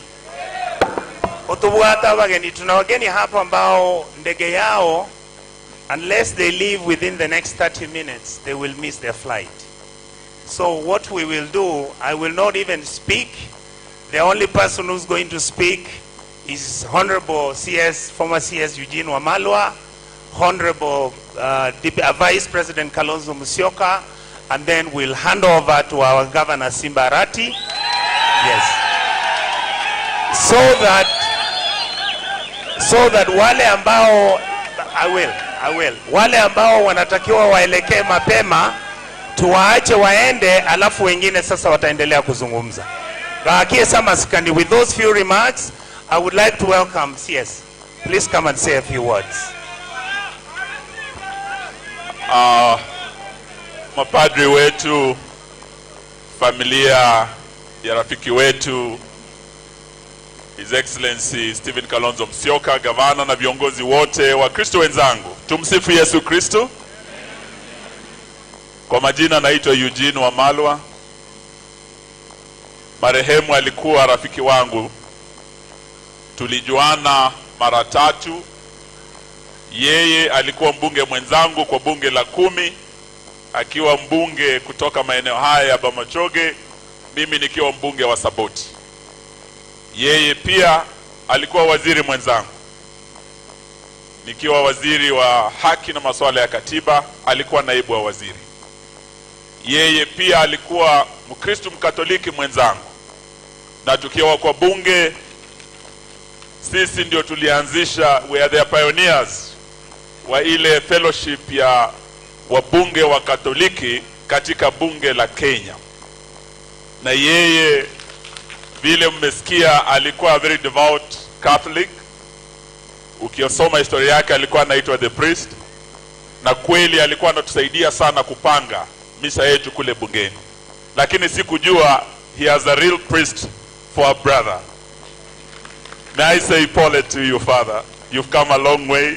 Your brother was a great friend of ours and a colleague. Ndio sababu tumekuja na Mheshimiwa Kalonzo tuseme pole kwa familia, tusome pole pia kwa watu wa eneo hili. Na kabla sija peana kwa kiongozi wetu Mheshimiwa Kalonzo na mbunge wa Matungulu, sababu tunaenda naye, dakika moja tu ulete salamu za Machakos, alafu tulete His Excellency ili tuombe ruhusa ya kuondoka. Dakika moja tu. God is good all the time. Asante. Mimi naitwa Mheshimiwa Mule kutoka Matungulu. Simon tulikuwa na yeye bunge nikiwa na Mheshimiwa Arati, na nikasema akufae kwa dhiki, na ndio tukasema tutakuja kupeana pole kwa ndugu yangu. Na niseme kama ndugu yangu mkubwa, nilisoma mengi kwake. Nasema pole kwa familia, pole kwa watu wa Kisii, na pole kwa wabunge wenzangu wale tulifanya kazi na yeye kule bunge. He was a dedicated man, very faithful, very honest, very firm. I want to say, Simba Arati, me and you know very well, we have lost a friend. Na ninaleta salamu yangu kutoka kule Matungulu na Ukambani yote, nikisema ya kwamba sisi kama jamii tutasimama na Wakenya wote wakati wa majonzi, wakati wa furaha, na wakati mambo iko ngumu vile iko ngumu saa hii katika nchi ya Kenya. Na tutasimama imara kuhakikisha Mkenya wa kawaida hataendelea kufinyiliwa tena. Hata kama Simon umeenda, sisi wenye sauti tutaiinua juu, Mkenya wa kawaida apate nafuu katika Kenya hii. Mwenyezi Mungu awabariki. Asante sana. Nataka nishukuru Father sana kwa injili ya leo. Na nikikumbuka mazishi ya rafiki yangu Simon, nitakumbuka maneno ya injili. Wale mmesikia somo la leo la injili, limeguza maneno manne. Kuna jambo la kizazi cha nyoka. Wakaongea juu ya kutoza ushuru zaidi ya kiasi. Ama ni peke yangu nisikia mambo ya Zakayo hapa? Hata nyinyi mlisikia hiyo? Alafu wakaongea juu ya maadili ya mabawabu, yani polisi. La mwisho wakaongea juu ya shoka iko kwa mizizi ya muti. Kwa mambo haya ya injili, ya kwanza nimeshangaa wiki hii sana kusikia viongozi wetu wa Kenya Kwanza wakianza kuitana nyoka. Nilisikia Mheshimiwa Ishungwa akiambia Mheshimiwa Rais akiwa mbele yake ya kwamba there's a viper on your hand, hiyo viper ifanywe nini? Sijui kama mlisikia hayo mama. Leo wakati tunakuja hapa tumemwona naibu wa rais ako jiji la Nairobi, ako na wabunge wanasema wenzao wakiwa na Mheshimiwa Rais wamemuita Gachagua nyoka. Na leo tumesikia wale wabunge wa Gachagua wanasema nyinyi ndio nini? Nyoka. tukasema ala, hii imekuwa kizazi cha nyoka ama nini? Lakini sisi tuambia wenzetu wa Kenya Kwanza, tukiwa upinzani, ninyi mlisema mtainua wana boda boda, kina mama mboga, watoke bottom waende wapi? Up. Kile kimeenda juu ni ushuru, umetoka bottom umeenda wapi? Up. Karo ya shule imetoka bottom imeenda wapi? Up. Sisi tuwasema badala ninyi kupigana ninyi wenyewe kwa wenyewe, kusema we ni nyoka na we ni nyoka zaidi, mupigane na hii nyoka ambayo imefinya wa Kenya sana juu ya ushuru wa Kenya. Hiyo ndio nyoka nataka mpigane naye. Mupigane na hii nyoka inaitwa ufisadi. Tukiona uwanja wetu wa Jomo Kenyatta International Airport unauzwa, tunataka mupigane na hiyo nyoka ya ufisadi, msipigane ninyi kwa ninyi. Tuko pamoja? Na watu wa Nyanza, uwanja wa Jomo Kenyatta ukiuzwa, hata hii ziwa Victoria inaweza ikauzwa. So lazima tuangalie ni nyoka gani tunataka wapigane nayo. Sio wao kwa wao, kupigana wenyewe, mupiganie wananchi wa Kenya. Tuko pamoja jamani? Mwisho, tukileta kiongozi wetu, nataka nipongeze gavana wa Kisii, my brother. Mwisho tukiwa hapa na rafiki yako Kalonzo, wewe ulikuwa vice chairman. Leo tukirudi Kisii umepata promotion kuwa a full deputy party leader wa ODM. Pongeze my brother. Na wewe tunakushukuru sababu wewe ni mtu imara. We wish you well. Na tukisema ninyi wa ODM mkiamua kufanya na serikali, tuwaomba pia, tukiwa na Simba kwa serikali kule, tuko na huyu senator wa Kisii Bwana Onyonka.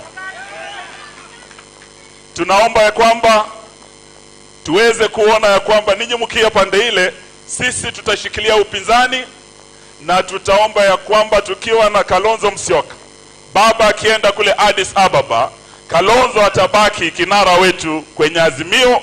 Tutaendelea kupambana na hawa watu wa kizazi cha nyoka. Your Excellency, karibu uweze kusema kitu.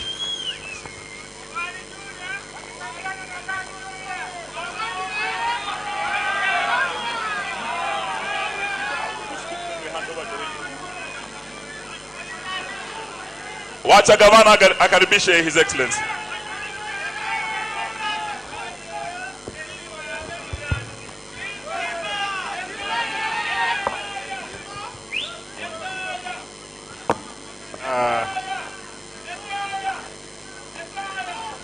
Tumsifu Yesu Kristu na milele amina. God is good and all the time. Aya vijana, mtaturuhusu tafadhali. Aya, dakika moja. Nataka nichukue nafasi hii Vicar General kwa niaba ya Bishop na kanisa Katoliki, tulete rambirambi zetu kwa familia ya Mheshimiwa Ogari.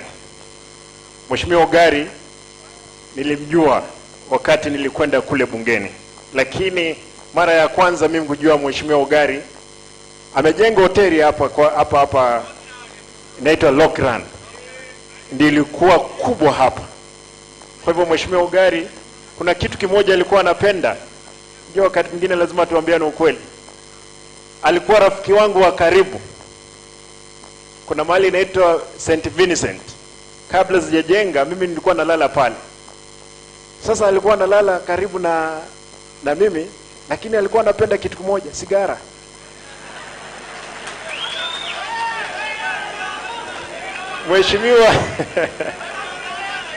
Mheshimiwa sasa tunaongea na yeye, ananiambia ile kitu itaua mimi duniani ni sigara, lakini kama ni dhambi nyingine mimi sina. Baadaye Mheshimiwa Ogari akaja akagonjeka wakati wa corona. Alikuwa rafiki wangu wa karibu. Tulikuwa tunaongea na yeye. Nikamwambia, ndugu yangu, kwa sababu ya corona waachana na yeye. Akaniambia, Simba, corona haiwezi niua. Ile kitu itazoua mimi ni sigara. Ndugu yangu Ogari enda salama, na utakapofika, kwa sababu umefika, kazi tunaendelea. Mara ya mwisho wakati tulikuwa na yeye, kwa sababu kura ambazo zilikuwa zimepita, alikuwa amesimama katika chama cha ODM. Mheshimiwa Ugari, nikamwambia ndugu yangu, wewe ni mgonjwa. Akaniambia, Simba, wewe hakikisha nimepata certificate. Tukahakikisha amepata certificate, lakini hakuwa na nguvu ya kampeni. Ndugu yangu Alpha hapa akashinda yeye. Lakini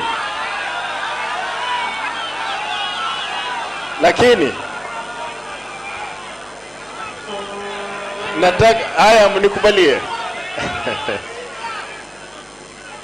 Lakini familia, vijana, nimeona vijana wa mzee Ogari, tafadhali, na wasichana wake. Huyu mzee amelala hapa, alikuwa mtu wa roho safi.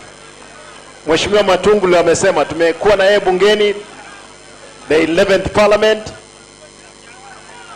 12 tukakuwa, nikawa gavana. Mnikubalie niseme hili tafadhali.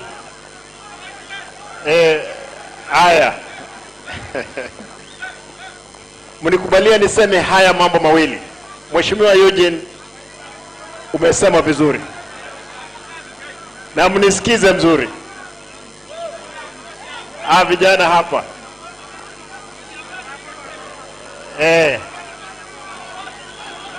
wachana na wao, polisi wachana na wao, vijana hapo wachana na wao, wasikize. Mheshimiwa Eugene, mimi nataka niseme haya kwa sababu umesema haya.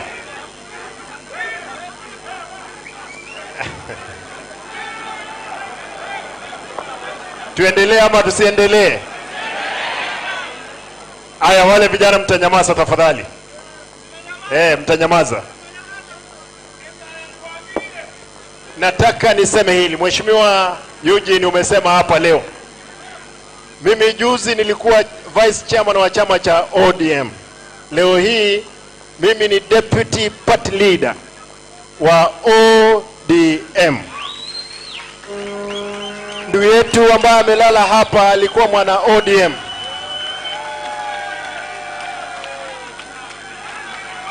Haya, ndugu yetu alikuwa mwana ODM.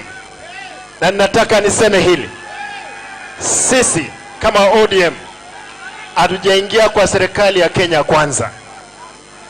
Ile kitu tumefanya peke yake, tumepeana Mheshimiwa Kalonzo, tumepeana mtu anaitwa Mbadi, tumepeana haya,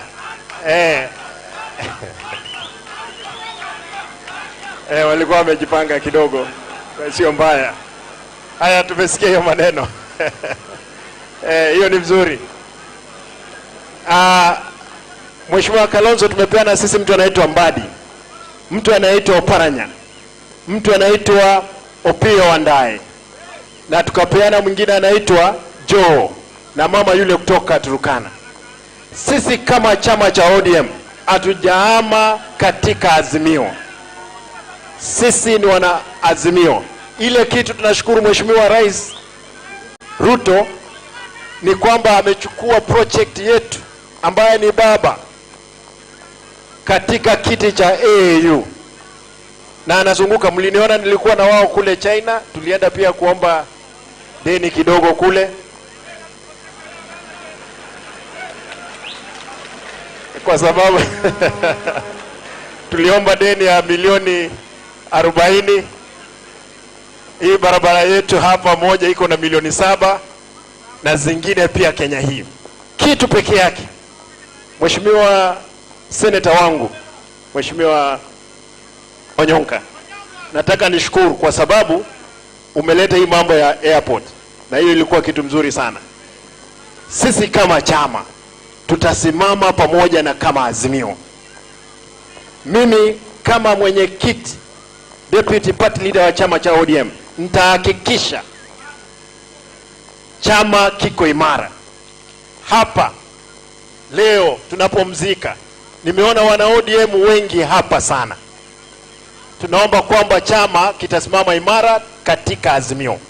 Mwisho, na mnisikize mzuri, mimi kama gavana wa Kisii, kabla ya hii juzi kumekuwa na vita kubwa mpaka risasi tumepigwa. Hata yule kijana mmoja aliyepigwa risasi alikufa. Kijana mwingine alikamatwa hapa Kisii akawawa kinyama. Tunasema hivi, polisi tafadhali. Na Mheshimiwa Kalonzo, nashukuru kwa sababu wewe na baba mlipokuja ndiposa hawa askari walirudisha makali yao chini. Ile kitu walikuwa wanataka ni kwamba lazima, ulisikia hiyo clip wakisema kwamba lazima wataingia kwangu kwa nguvu tu wavunje. Lakini sasa siku ile walikuwa wanacheka. Leo hii nataka niwahakikishie, mtu yoyote alihusika katika mauaji ya vijana wetu lazima watawajibika.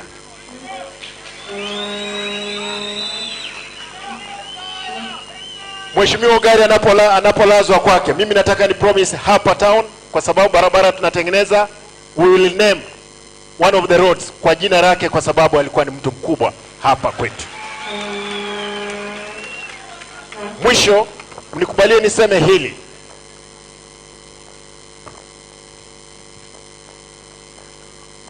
Kila constituency kupitia benki ya Stanbic kuna vijana wetu wengi ambao walipata D, C- na kuelekea juu. Wamekubali kutupea vocational training college 13.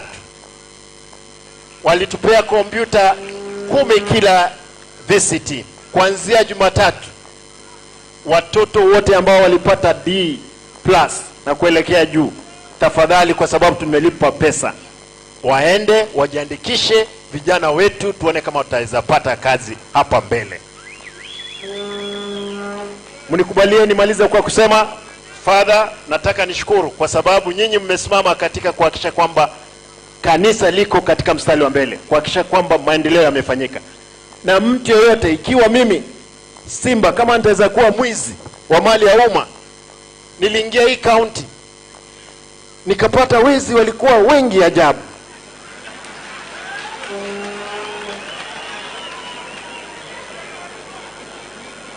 Nikiwaambia yale maajabu ambayo mimi nimeona hapa, hata mimi mtakapopata nimeenda mbali lazima mniambie. Mimi hapa KTRH yetu hapa, Mheshimiwa Kalonzo, nilipata inakusanya milioni 47 ina quota. Nilipofika, nilipoondoa yule mungwana pale, tunaokota shilingi milioni 200. Leo hii basari ambayo ilikuwa imesimama kidogo, tunapeana hiyo basari. Budget walikuwa na run in deficit of 1 month 420 million, tunapeana hiyo pesa.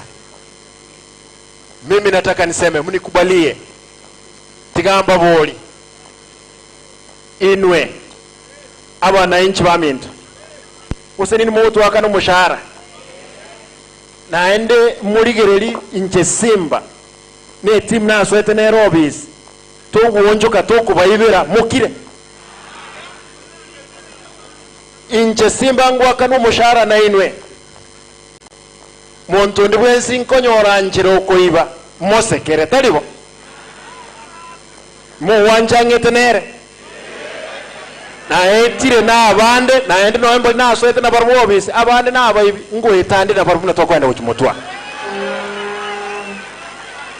igomoko yubago kura abande ngao Simba no mobe onde tayore muyanse, lakini chibesa chiro cyo cyaba na inchi nto wanja ntuna baraito achwali mu MCA mujumbe mu women rep senator governor na ende tuonjoke twanze kubanganga kitoko ibachibesa nkuba saba abantu aminto esenge nje chingake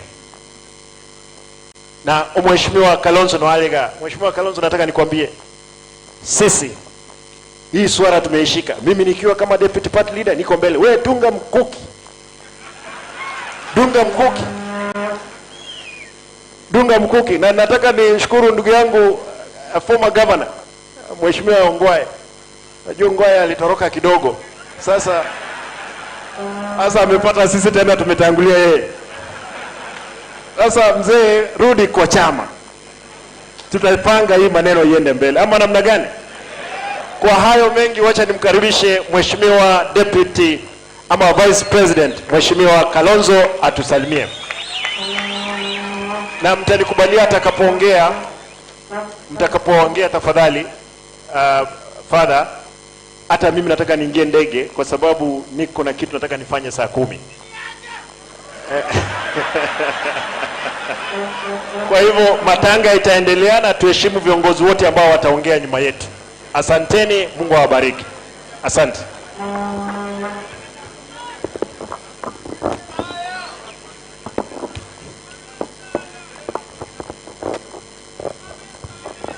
Asanteni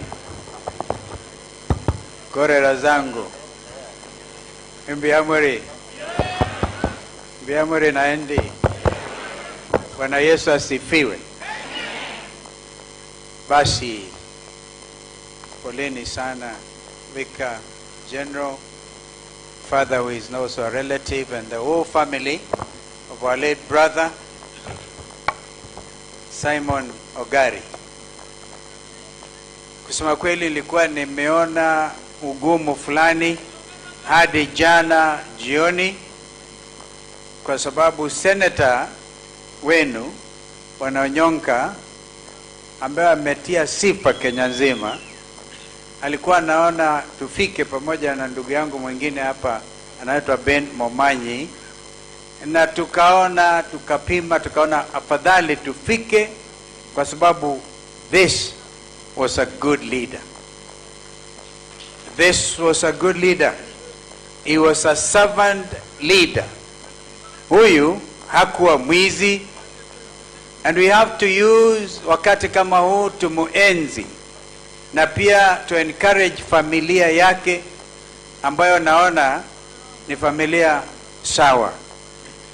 And we want to encourage you and tell you that the Most High God, whom your father believed in, will look after you.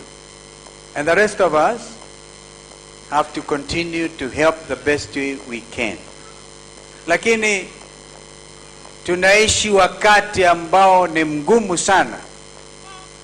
Mimi kabla nifike hapa nilituma ujumbe kwa Rais Ruto, nikasema nakumbuka wakati nilikuja last time hapa, Governor Simba akatulaki, alikuwa ametishwa kuuawa huyu governor wenu, na mimi mwenyewe tukaongea pale Kisii Town, tukasema mkimgusa Governor Simba Rati inji nzima italipuka. Waliwachana naye. Sasa hivi ingawaji, and I want to join my friend Eugene to congratulate you for becoming the deputy leader of ODM. ODM umeaffirm kama deputy leader kwamba wewe bado mko Azimio. We want to see that reality. Lakini upande ule mwingine unasema kwamba our friend Angwaya alienda mkamfuata huko. Sasa hii mambo inaleta wasiwasi, hatujui yako vipi. Lakini hiyo sio hoja. Kilicho na umuhimu kabisa tukimsindikiza ndugu yetu huyu ni kusema la kwa ufisadi, la kwa mauaji wa vijana wetu. Hapa Gen Z Kisii mulitia fora. Niliona nyinyi mkichoma matairi mkisema Kenya imebadilika, hatutaki wezi. Tunataka openness. Hatutaki mambo ya siri. Kama mnauza uwanja wa ndege kwa mfano, uwe ni mambo wazi. Na ndio namsifu ndugu yangu Richard Onyonka, seneta wenu, kwa kusimama wazi na kusema uwanja huwezi kuuzwa bila mazungumzo. Na Senator Onyonka, you become a statesman. In fact, you have raised yourself above Kisii. Huyu jamaa mtatuachia tuende naye Kenya nzima tubadilishe serikali ambayo inakuja, so that Kenyans will live peaceably, bila mauaji, bila kutishwa. Leo asubuhi yule alikuwa acting inspector general wa polisi alikamatwa ameenda kusema pole. Idara nzima ya mahakama wakasema uwezi kuwa kiongozi wa aina hiyo. We are not through yet na watu kama hao. We want to follow them. Leo asubuhi Ismail na ndugu yake what is the other long, there's a very long name there, na pia Bob, your own party leader, Jagi, walikuwa wamepotea. Today mwezi mmoja wameshikwa na masubaru na kuwekwa ndani ya Subaru. Governor, you were destined for Subaru if I didn't come here. Na kukataa wakati ule, kasema ukimshika simba rati zote tutawarukieni. So they have left you alone.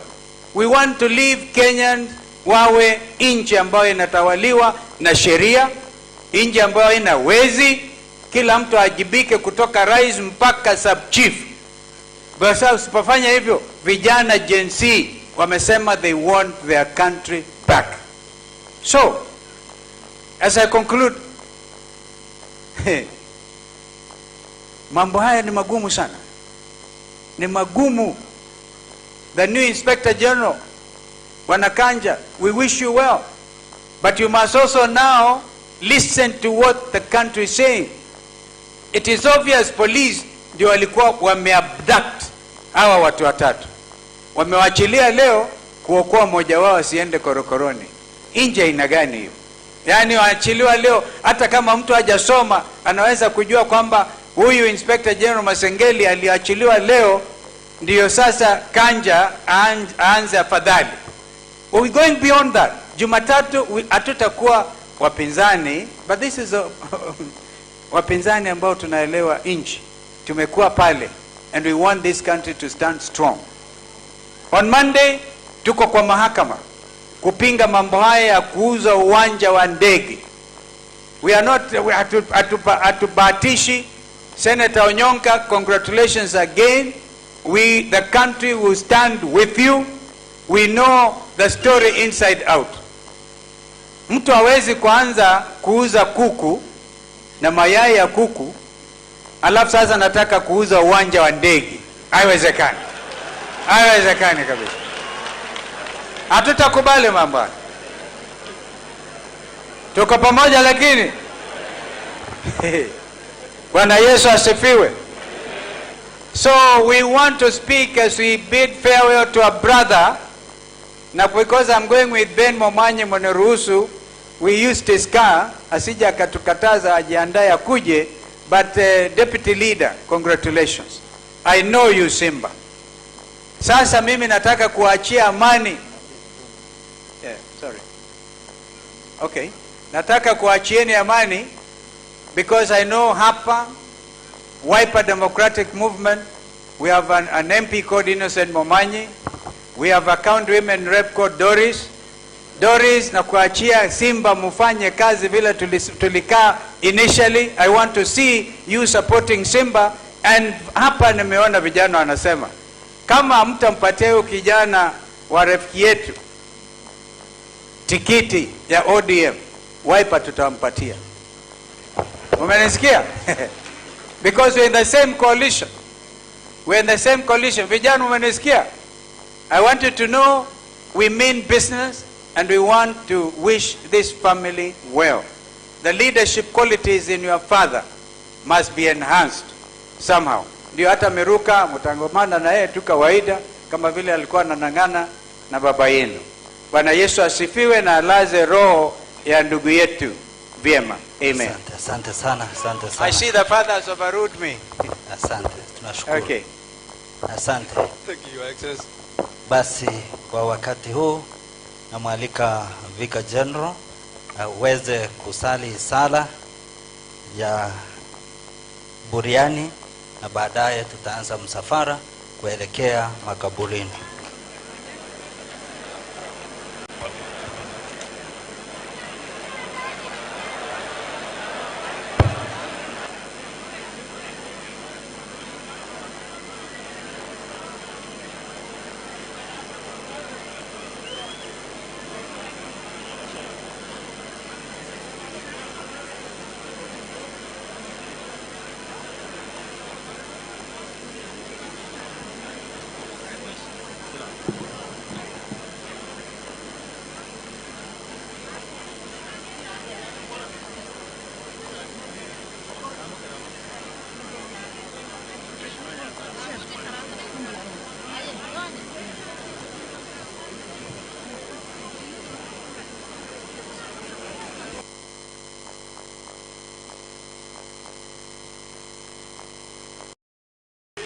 Mwisho, tukileta kiongozi wetu, nataka nipongeze gavana wa Kisii, my brother. Mwisho tukiwa hapa na rafiki yako Kalonzo, wewe ulikuwa vice chairman. Leo tukirudi Kisii umepata promotion kuwa a full deputy party leader wa ODM. Pongeze my brother. Na wewe tunakushukuru sababu wewe ni mtu imara. We wish you well. Na tukisema ninyi wa ODM mkiamua kufanya na serikali, tuwaomba pia, tukiwa na Simba kwa serikali kule, tuko na huyu senator wa Kisii Bwana Onyonka. Tunaomba ya kwamba tuweze kuona ya kwamba ninyi mkia pande ile, sisi tutashikilia upinzani, na tutaomba ya kwamba tukiwa na Kalonzo Musyoka, baba akienda kule Addis Ababa, Kalonzo atabaki kinara wetu kwenye Azimio. Tutaendelea kupambana na hawa watu wa kizazi cha nyoka. Your Excellency, karibu uweze kusema kitu.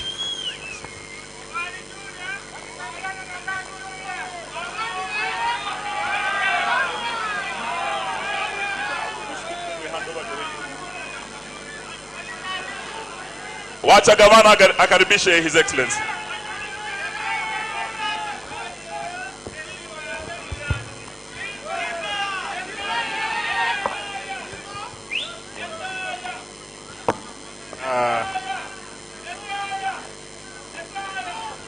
Tumsifu Yesu Kristu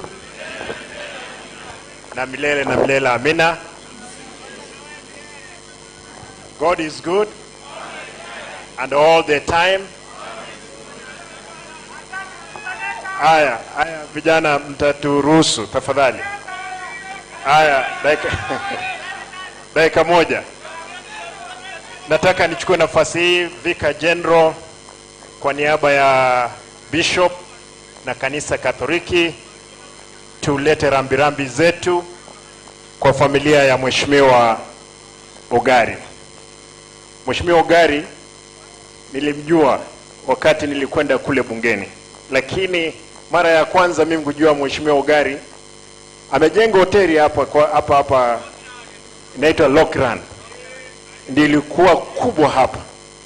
Kwa hivyo Mheshimiwa Ogari kuna kitu kimoja alikuwa anapenda. Ndio wakati mwingine lazima tuambiane ukweli. Alikuwa rafiki wangu wa karibu. Kuna mahali inaitwa St. Vincent. Kabla sijajenga mimi nilikuwa nalala pale. Sasa alikuwa analala karibu na mimi, lakini alikuwa anapenda kitu kimoja, sigara.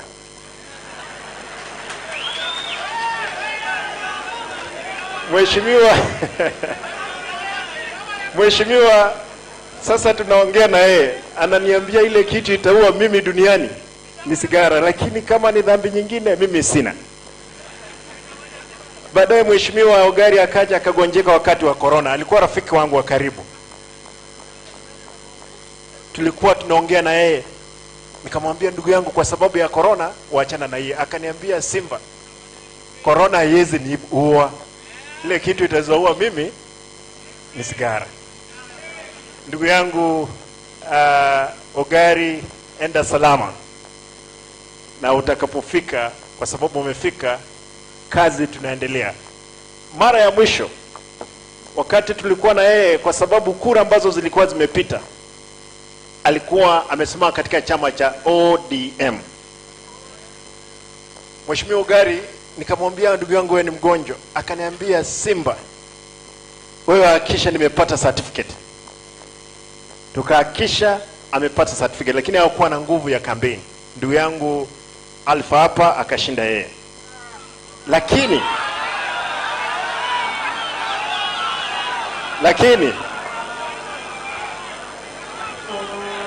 nataka haya mnikubalie. Lakini familia, vijana, nimeona vijana wa mzee Ogari, tafadhali, na wasichana wake. Huyu mzee amelala hapa, alikuwa mtu wa roho safi. Mheshimiwa Matungulu amesema tumekuwa na yeye bungeni the 11th parliament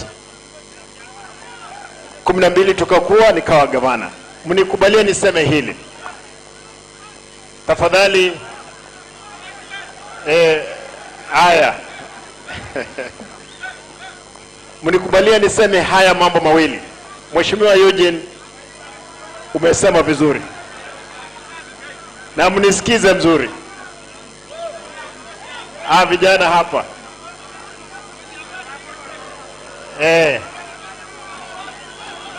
Wachana na wao, polisi wachana na wao vijana hapo. Wachana na wao wasikize. Mheshimiwa Eugene, mimi nataka niseme haya kwa sababu umesema haya.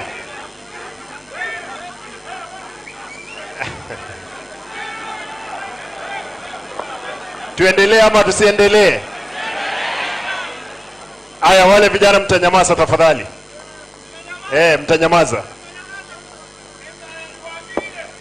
Nataka niseme hili. Mheshimiwa Eugene, umesema hapa leo.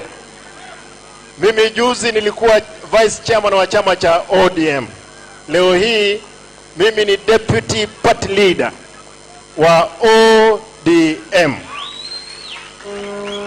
Ndugu yetu ambaye amelala hapa alikuwa mwana ODM.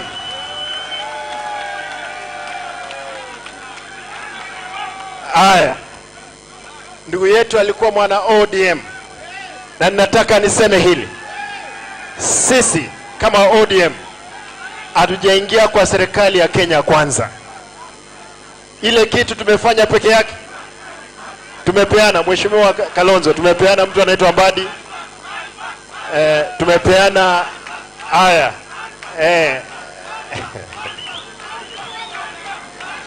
walikuwa wamejipanga kidogo, sio mbaya. Haya, tumesikia hiyo maneno. Hiyo ni mzuri. Mheshimiwa Kalonzo, tumepeana sisi mtu anaitwa Mbadi, mtu anaitwa Oparanya, mtu anaitwa Opiyo Wandayi, na tukapeana mwingine anaitwa Joe na mama yule kutoka Turkana. Sisi kama chama cha ODM hatujaama katika Azimio. Sisi ni wana Azimio. Ile kitu tunashukuru Mheshimiwa Rais Ruto ni kwamba amechukua project yetu ambaye ni baba katika kiti cha AAU na anazunguka. Mliniona nilikuwa na wao kule China, tulienda pia kuomba deni kidogo kule, kwa sababu tuliomba deni ya milioni 40.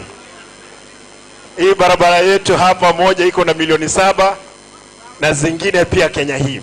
Kitu peke yake. Mheshimiwa Senator wangu, Mheshimiwa Onyonka, nataka nishukuru kwa sababu umeleta hii mambo ya airport, na hiyo ilikuwa kitu mzuri sana. Sisi kama chama tutasimama pamoja na kama Azimio. Mimi kama mwenyekiti deputy party leader wa chama cha ODM nitahakikisha chama kiko imara. Hapa leo tunapomzika, nimeona wana ODM wengi hapa sana. Tunaomba kwamba chama kitasimama imara katika Azimio. Mwisho, na mnisikize mzuri, mimi kama gavana wa Kisii, kabla ya hii juzi kumekuwa na vita kubwa mpaka risasi tumepigwa. Hata yule kijana mmoja aliyepigwa risasi alikufa. Kijana mwingine alikamatwa hapa Kisii akawawa kinyama. Tunasema hivi, polisi tafadhali. Na Mheshimiwa Kalonzo, nashukuru kwa sababu wewe na baba mlipokuja ndiposa hawa askari walirudisha makali yao chini. Ile kitu walikuwa wanataka ni kwamba lazima, ulisikia hiyo clip wakisema kwamba lazima wataingia kwangu kwa nguvu tu wavunje. Lakini sasa siku ile walikuwa wanacheka. Leo hii nataka niwahakikishie, mtu yoyote alihusika katika mauaji ya vijana wetu lazima watawajibika.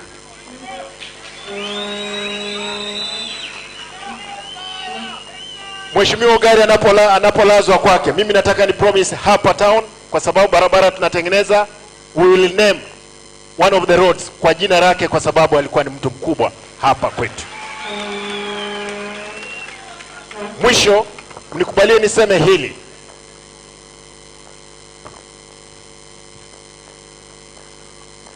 Kila constituency kupitia benki ya Stanbic kuna vijana wetu wengi ambao walipata D, C- na kuelekea juu. Wamekubali kutupea vocational training college 13. Walitupea kompyuta 10 kila VCT. Kuanzia Jumatatu, watoto wote ambao walipata D+ na kuelekea juu, tafadhali, kwa sababu tumelipa pesa, waende wajiandikishe vijana wetu, tuone kama tutaweza pata kazi hapa mbele. Mnikubalie nimalize kwa kusema, Father, nataka nishukuru kwa sababu nyinyi mmesimama katika kuhakikisha kwamba kanisa liko katika mstari wa mbele, kuhakikisha kwamba maendeleo yamefanyika. Na mtu yoyote, ikiwa mimi Simba kama nitaweza kuwa mwizi wa mali ya umma, niliingia hii county nikapata wezi walikuwa wengi ajabu.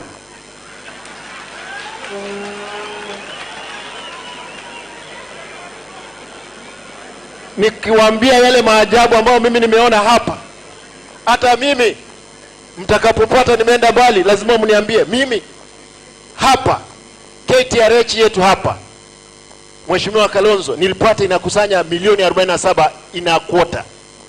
Nilipofika, nilipoondoa yule mungwana pale, tunaokota shilingi milioni 200. Leo hii basari ambayo ilikuwa imesimama kidogo, tunapeana hiyo basari. Budget walikuwa na run in deficit of 1 month 420 million, tunapeana hiyo pesa.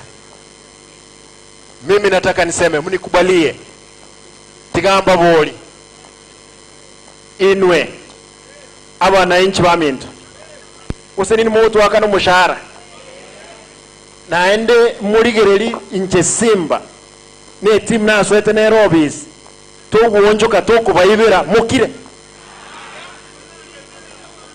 inche Simba ngwakano mushahara na inwe muntu ndi bwensi nkonyora njiro okoiba mosekere taribo muwanjangete nere na etire na abande na ende noembo na soete na barbo obisi abande na abayibi ngwetande na barbo natokwenda ukimotwa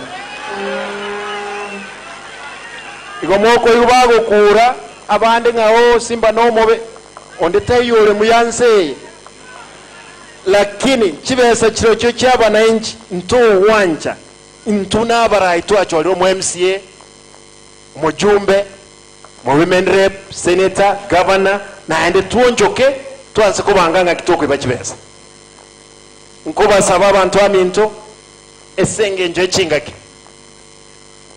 na Mheshimiwa Kalonzo Nwalega. Mheshimiwa Kalonzo, nataka nikwambie sisi hii swala tumeishika. Mimi nikiwa kama deputy party leader niko mbele, wewe dunga mkuki, dunga mkuki,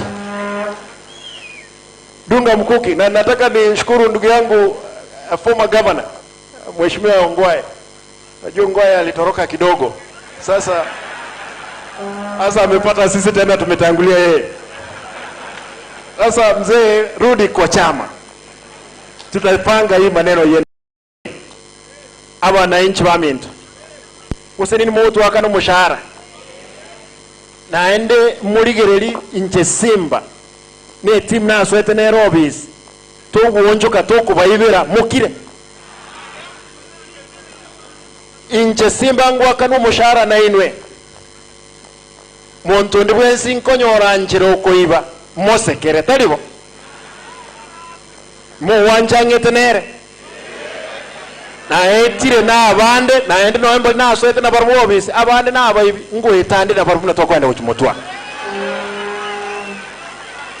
igomoko yubago kura abande ngao Simba no mobe onde tayore muyanse, lakini chibesa chiro cyo cyaba na inchi nto wanja ntuna baraito achoriro mu MCA mujumbe mu women rep senator governor na ende tuonjoke tuanze kubanganga kitoko ibachibesa nkuba saba abantu aminto esenge njo chingaki na Mheshimiwa Kalonzo Nwalega. Mheshimiwa Kalonzo, nataka nikwambie sisi hii swala tumeishika. Mimi nikiwa kama deputy party leader niko mbele. Wewe dunga mkuki. Dunga mkuki. Dunga mkuki. Na nataka nishukuru ndugu yangu former governor Mheshimiwa Ongwae.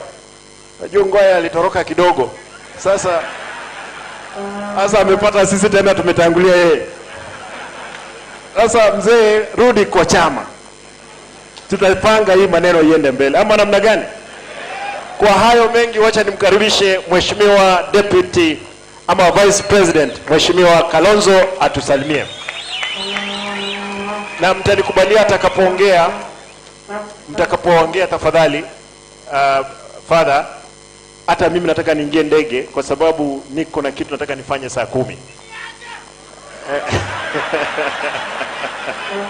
Kwa hivyo matanga itaendelea na tuheshimu viongozi wote ambao wataongea nyuma yetu. Asanteni, Mungu awabariki. Asante.